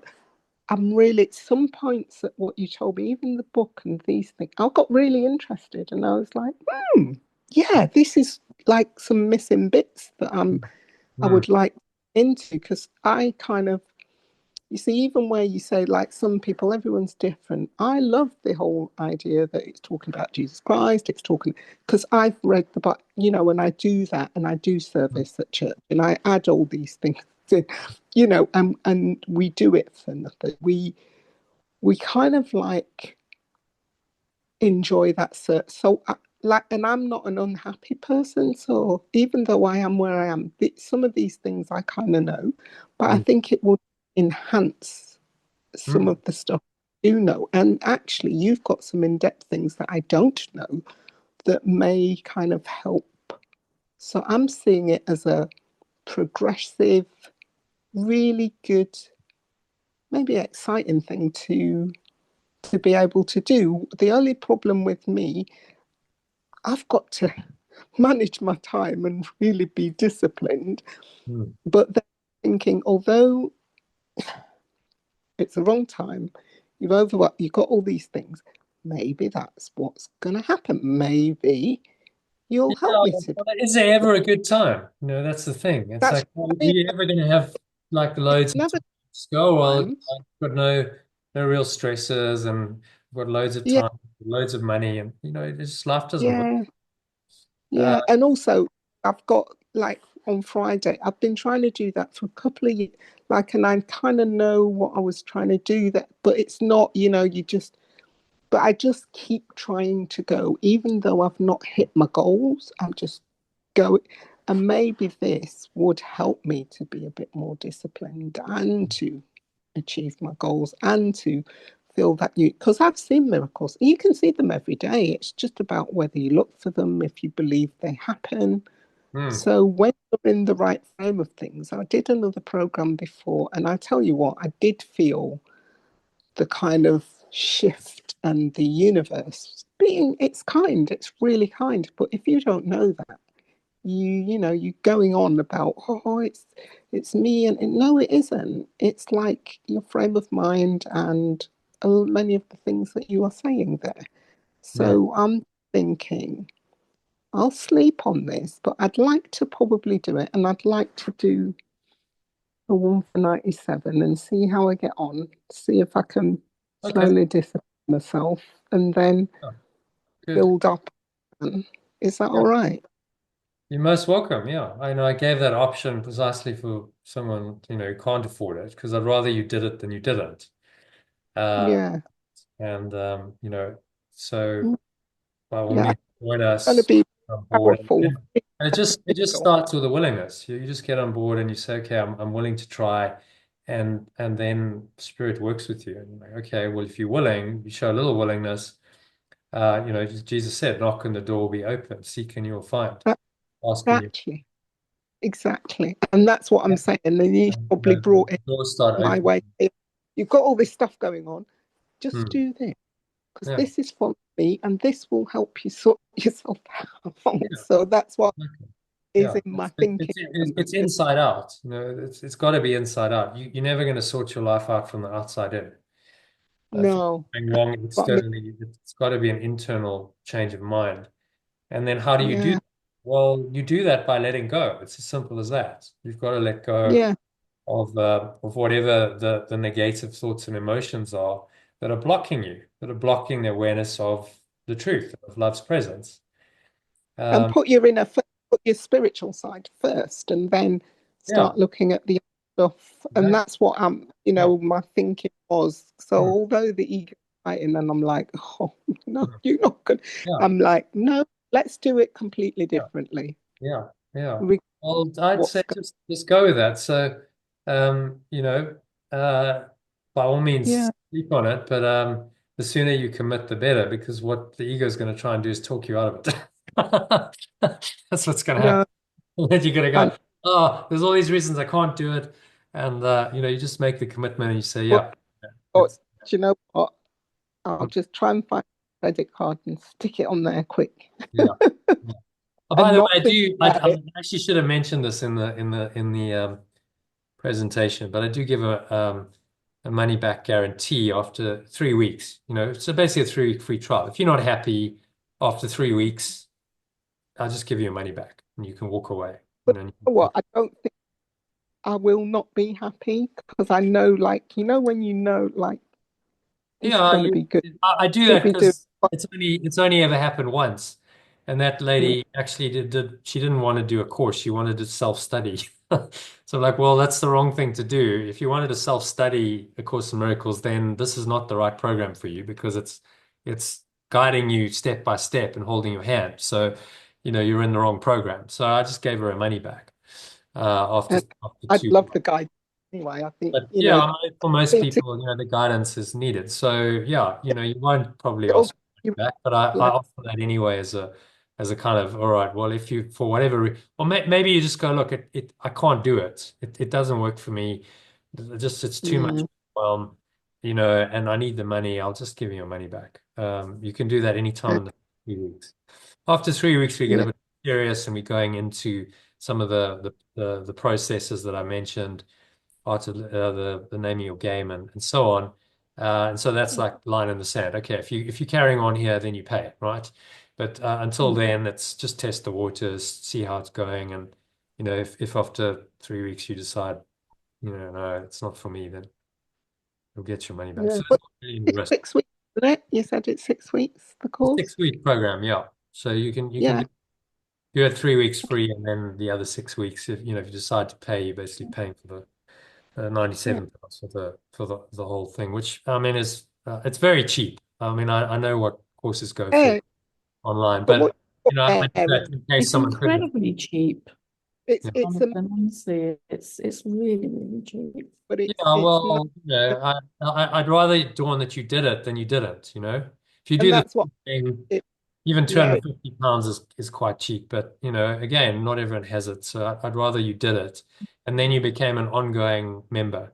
well, That's that's the thing. ongoing. That's the thing because I thought, well, all right, if it was, I'd just say no because that would be the thing. But I thought, no, I really want to do it, and you know what? I shouldn't let it stop me if I can do it. Exactly. So Yeah. let's do that, and then Good. obviously, Okay. it'll be going if Yeah. I can. It works the way I'm I'll wanting it I'll, to work. I'll send you a Just follow-up email, Dawn. Did you get my emails, by the way? Archie, Dawn. hold on, let me see. I I, think I did. I got because I got this WhatsApp and yeah. everything. Did you get the emails as well? Because I sent you 2 emails. I sent you an invitation. I also sent you Yeah, I did, other but I was a bit. I got the the overwhelmed here. I didn't get into looking for it. I had to try and look for it quickly before you come in, and it didn't work out. So. Okay. Well, I'll But send you via WhatsApp an email, a follow-up yeah, tomorrow with some more information and details of how yeah. you That ought to be. stuff. So then, what? And then How do we make the then? how do you make How do payment? tomorrow? Yeah. Yeah, I'll just send Can you I my do it? bank details. Yeah, I've got a UK bank account, so Oh, right. Okay, that's lovely. And can I just do it through my credit card? you can do a credit card as well, if you want, in which case I can send you the link. Yeah. To pay Which one's the yeah. better one? Well, I prefer transfer because I don't pay any costs. There's no Oh, okay. Okay. fee. Yeah. If you can do an online bank transfer, then that's preferable. It's easier. Yeah. Okay. Well, it's better for me, but I don't mind if you need to use your credit card, then you can do that. So I'll send you both. All right. That'd be lovely. I'll Yeah. just have a look. I just have to do a bit juggling Yeah, this sure. I'll because send it's a you bit my bank silly. details and Isn't it? Yeah. yeah. I've got a All few right, well, things. brilliant. So look forward to having you join us. And Archie, Oh, when the time's right. Yes. Right. Yeah. That's No, good. thank you, Jonathan. It really, really resonated with me. But kind of. But I'm sorry to say I'm going to refuse the call. I know. Well, Until just to next. go back to the hero's journey. Yes, exactly. Yeah, Part of because it, I've actually studied the hero's journey use it on the as call. well. Yeah, it happens, Yeah. So, but then, that's not usually permanent. It's like a temporary, Yes, exactly. what happens. Yeah. Yeah. This particular call, but there'll be there'll be another one, no doubt. So Yes. Oh yeah. we'll keep Yeah. And what's interesting is all the synchrony, it's so funny because all the things that I've done over the years and what you're teaching as well, it's yeah, it's really it's all kind of material that I'm familiar with, and it's all just kind of like, oh, I'm thinking, oh, little messages coming here, so I'll tell you what this will do for you is it'll integrate everything that you've learned exactly. into a Yes, like, that's the word, okay, I integration, get it. for sure. I get it. Because that's what you want. When I started on Yeah. this path, Yeah. I read before I read the Course in Miracles, I was like, I want to know the truth. Like, what is Yes. the truth? Like, give it to me Yeah. unadulterated, no holds barred. I want to know whatever it is, right? So Yeah. that was my Yeah. prayer. And then along came the course, and it's taken me nearly 20 years to really unravel it. I mean, it's a process. And Yeah. the first word was like, yes, Yes. I get it, but I don't really get it. And then, as Yeah. you go through life, you start to get it at deeper and deeper levels, and it all starts to make sense, and it all becomes incredibly simple. That's the beauty of it. You're like, Yeah. actually so Yeah. simple, not complicated at all. You have all these models and all these theories, and for a lot Yeah. of people, that can get very, very complicated. And they're like, oh, I just, just it's blowing my mind. But actually, when you penetrate through all of that, there's a very, very simple truth that underlies Yeah. it all. And it's to get that. If you can get that essence and you can understand that, then you got it, right? Then Mm. everything fits around that. So I can look at any other teaching, any other path, any other practice now, and I can go, okay, I get it because, I get the core of this teaching, which is the ultimate truth.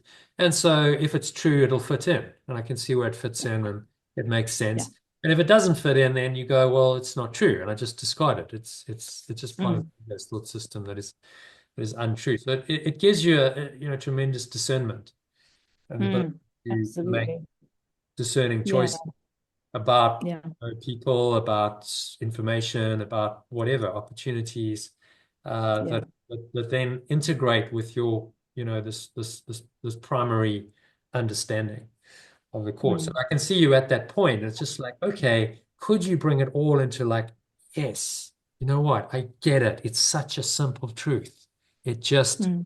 dawns on you and you go, wow, and that's the Satori moment. That's the awakening Yeah. experience. Like it all Yeah. just drops and I just get it and I understand it on an experiential level that's far more than Yeah. intellectual. And that is to get that is a process. It doesn't just happen. Uh, Mm. and it can spontaneously happen. It's possible. People like Eckhart Tolle, Byron Katie, but it's quite unusual. Their experiences were fairly rare. For Yes. most people, it's more, okay, you're just going to work at this and work at it. And then one day something drops and you get a greater insight. And then, something else happens. And give you my experience of this. I did a Vipassana retreat, 4 years ago almost. Yeah.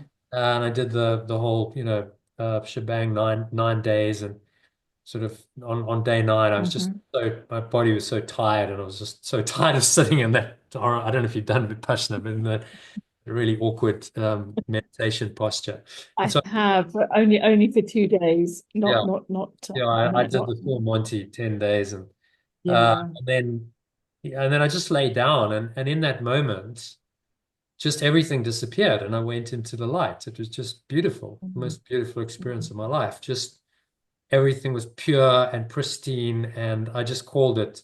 So I came up with the name Pure Formless Awareness. It's just a pure formless awareness. I wasn't asleep, but I wasn't thinking of anything. And I don't know how long it lasted, but probably not very long, a few minutes. There was no sense of time. And then I Mm. just got this download. Like, so then I came back into, okay, I'm now thinking again. And it was just like, like the Matrix, you know, Yes. download. And I just suddenly understood it all. Just all made sense to me. Like everything I'd studied, everything I'd learned, just dropped into, okay, I get it. It's like a massive download. It all integrates. And Mm. then it's simple. From then you're like, okay, I get it. It's actually quite a Mm. simple truth. Mm. But I had to do a whole load of work to get there. didn't that came after years and years of many hours of studying, practice, and then I did the Vipassana, which just was kind of the tipping point to allow that to happen. So, that's what I'm offering. It's a structured, systematic process, gives you the practices and the process to allow that kind of thing to happen. One of the Zen masters said it very well. He said, enlightenment's an accident, but spiritual practice makes you accident prone. You're much more likely for it to happen if you're doing the spiritual practice than if you're not doing the spiritual practice. Which is the whole point. That's the way of mastery. You make a conscious choice. You say, I'm going to do this. I'm going to immerse myself in these processes, and then I'm open, right? I'm saying to spirit, I'm open, show me. And at any point, something can happen, like it did for me.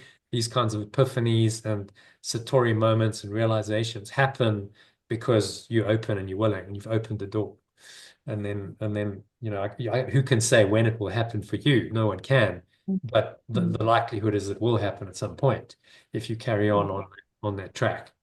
And so, I've designed a program to help people like you to follow a structured, disciplined program, not to just fall off the wagon, to stay in a process, in a path with a structured process, guided, mentored, with a community supporting you, so that you stay in the process and you keep opening yourself up to these kinds of realizations. So, when the time's right, when you feel the call, you come back to me and say, okay, I'm ready now. We go, okay, there we go. Absolutely. But you won't forget this. I know you won't forget tonight, and you won't forget me. So it's like, oh no, not at all. No. I mean, it's been an absolute pleasure to to meet you, and to meet you as well, Dawn. I just think last Friday's event was a great catalyst, actually. I think there was some incredible people where the call gathered starts. together. Like, okay, call to adventure, the ordinary world, and Yes. then you go into like a cocoon, and suddenly I was like, oh wow, it's already like 9 o'clock. And I've been in this bubble of connection and flow. Yes. Amazing, and I'd only had 3 hours sleep, but I was fine. I wasn't tired at all. It was like just in the zone, in the flow. And that's what it's about. That experience of life is all universal. The point of being there was because of, had I have not been there, probably wouldn't have met you or all those other people. Enjoy.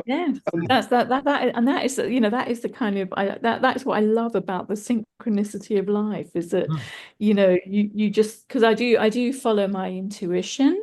And I just got, as soon as Scott had said, oh, we're having a buyer's trip in in London, I had an immediate yes to that. It's like, I'm going to be there. And he and it was invited me, and I was like, the Wealth Weekend in South Africa. Yeah. It was just, intuitively I knew I needed to be there. Yes. Because it was, all right, I'm going to go up to London. It's a bit of a mission, and I'd had a lot of work to do the day before, so I only got 3 hours sleep, but I was like, no, I need to be there, but it's okay if I get there for 4 o'clock, because getting there at Hopeless and doing the whole day would have been out of flow. So this is the guidance. You go, all right, so what feels right, and you go with it, and then things unfold and miracles happen, and that's the process. I try and live it. It's just like, it's, you can actually access that level of synchronicity, flow, miracles, ongoing, daily. This is how you live your life. Not anything unusual. In fact, it's abnormal for it not to happen. That's what we've got to learn. It's abnormal when you're out of flow. You need to be in flow, like, all the time. That's your natural state. If you're out of flow, then there's something wrong, and then, well, that's going to happen from time to time. But how do you deal with it? Well, you deal with it by letting go of whatever's blocking your flow. And if you can do that quickly and easily, then you get back into flow very quickly, and you avoid so many difficulties. Because when you're out of flow, life is hard. Life is difficult. And if you're in flow, life works, and it's enjoyable, and it's fun, and you're learning and you're growing. And so, life's too short. Why would you want to stay out of flow for any longer than absolutely necessary? So that's what the miracle really is. My passion is to teach people that it's not some esoteric, difficult to understand concept that's very theoretical and abstract. It's very, very practical, real, everyday. Right. The miracle is when that kind of synchronicity happens. The miracle is when you let go of a negative thought and you find a sense of happiness and peace. And then, oh, maybe something happens. Someone calls you out of the blue and says, oh, I've got an opportunity for you, or just gives you a hug, or, whatever happens. And you start going, there is something to this because I'm experiencing this. And I know from my experience, I do these things and I let go and stuff changes, stuff shifts. And I start to see that for myself. And then I can't really doubt these teachings anymore. Then I have to believe them, don't I? Because I'm like, I see that work. And that's experiential learning. That's not just intellectual, theoretical. Oh, I'm praying to a God out there that someone's told me about, and my pastor or priest or rabbi or imam has told me that this is the way it is. It's like, no, I understand from my own experience that this is the way it is. Definitely. And that's exactly what the likes of Yeshua and the Buddha were teaching. They never taught a theoretical, abstract, oh, you're just going to believe in some theory of God and worship that. They said experience it. Go follow my way and learn this experientially in your life, and that's the abundant life that we called to live. When you live that way, then you have the abundance that he talks about in your own daily experience. And that's just amazing. To teach people that is the greatest gift you can give them, and that's what gets me out of bed every day. It's like, okay, that's my purpose, to live that and to teach that to others in whatever way I can. And that's been the inspiration for this course and program, which, as I said, I think it's time to go to another level. So watch the space. You'll probably start seeing more of me on social media, because literally for 7 years I haven't done it. I just went so deep into developing the content that I'm like, I don't have time to do any of that stuff. Marketing, just like, let me get the content done. Let me get this whole book translated, get all this thing together. And it's been thousands of hours of work. And now it's okay, now get out so that people can actually know about it and use it. And this is the start.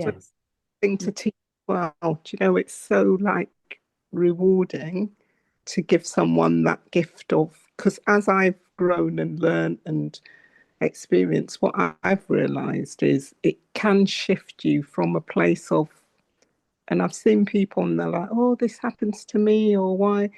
And you like, well, it's not great, but you know what? What an opportunity. What are you teaching me now? Okay, my Father in heaven, what am I meant to learn from? And you can actually see you're learning, and it's like, okay, I get it now. I really do. And with that, but I've learned that had that not happened, although it wasn't nice, I would never do this. So thank you. So even this with you, like, weren't planning for anything. We've met you. Like, I'm just seeing and listening to those whispers and thinking, oh, this is a thing. This is there's something here. whether you can do it or not. It's like, okay, how am I going to be able to do this? How do we make that happen? Even though this weren't supposed to happen. This isn't the right time. What? Because I think you're just guided, and sometimes you don't realize you're being guided. But just you just so go you're with always being guided. It's always there. It's just you tap into it and you go, oh, okay, it's actually always there. It always was. I just didn't listen for so many years. I resisted it. Yeah, I just didn't know. And this is about just opening up to what's already there. So Hero's Journey, is that a book then? What is the hero's journey you just showed me? Well, we go into this in the course. The hero's journey is based on teachings by a guy called Joseph Campbell, who did write a book. He wrote a book called The Hero with 1,000 Faces. And that was a pretty seminal work, actually. That book launched an entire series of movies to Oh, understand what happened. So people like George Lucas, who wrote the Star Wars movies, was a friend of Joseph Campbell, and he took these ideas and incorporated them in to the movie scripts that he wrote. And Star Wars was, second highest grossing movie series of all time because it's got a hero's journey built into it. And we right. resonate with the hero's journey because we're all on our own hero's journey. And Mm. before Joseph Campbell, that wasn't really well understood. The movies that were made prior to 1950 didn't have that same level of, they didn't have the hero's journey archetype. So it's a pretty seminal work, you know. And you look at some of the books that have come out as well, like uh, Lord of the Rings around the same time, and then Harry Potter, and movies like Avatar. They're all hero's journeys. Right. So it's really the archetypal spiritual journey. Just explain and saying this is how this spiritual journey works, and this is actually the journey we're all on. I'll share my screen again actually because I was on the hero's journey. This is the journey we are all on, this hero's journey. And if you understand how it goes, then it's much easier to navigate. You know, if you're going through a death and a rebirth and you don't understand it, you're going, geez, my life is ending here. This is catastrophic. What's happening to me? Mm. You understand the hero's journey, you go, okay, well, that's kind of the process. That's what I got to go through. That's in fact what everyone who's ever awoken has had to go through. And it's not pleasant, but it's just part of a process. And I'll come out the other side. And what's on the other side is the abundant life that I've wanted and awakening to Yeah. myself and my higher purpose, which is to give these gifts back to the world. And so, all right, I'll go through it. I've got to get through this to the other side of it, where the abundant life and self-realization lies.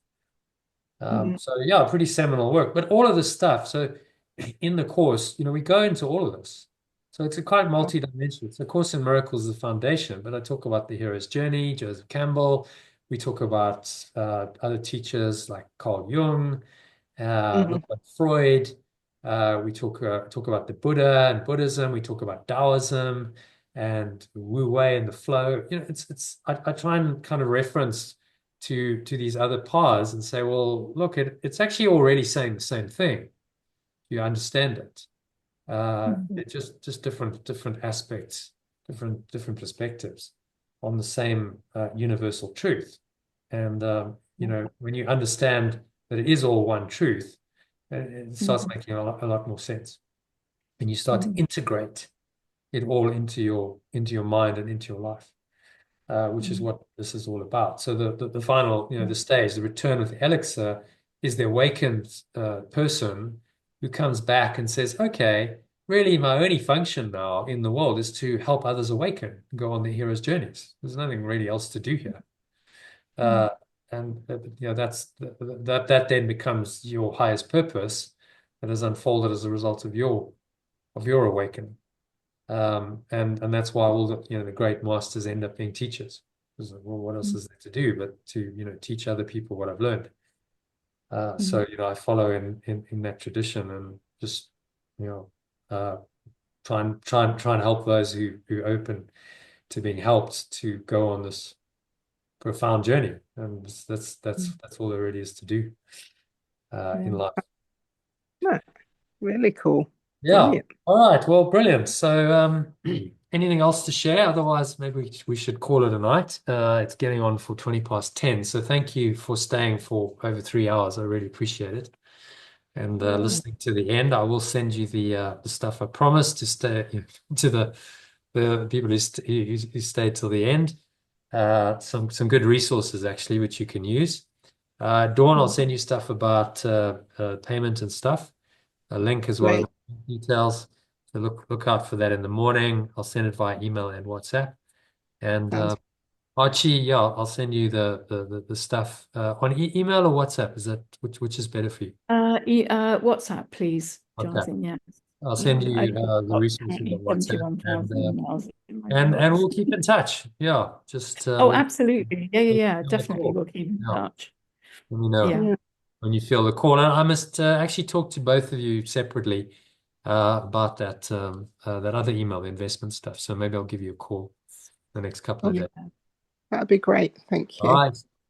Thanks Really so much. excited. Thank you so much. It's been All right. really great. Yeah, no, thank you, Jonathan. It was, really, really enjoyable. Thanks for Yeah, joining. really. Yeah, Yeah. appreciate you Thank staying you. till the end. Yes. And we'll speak soon. Excited.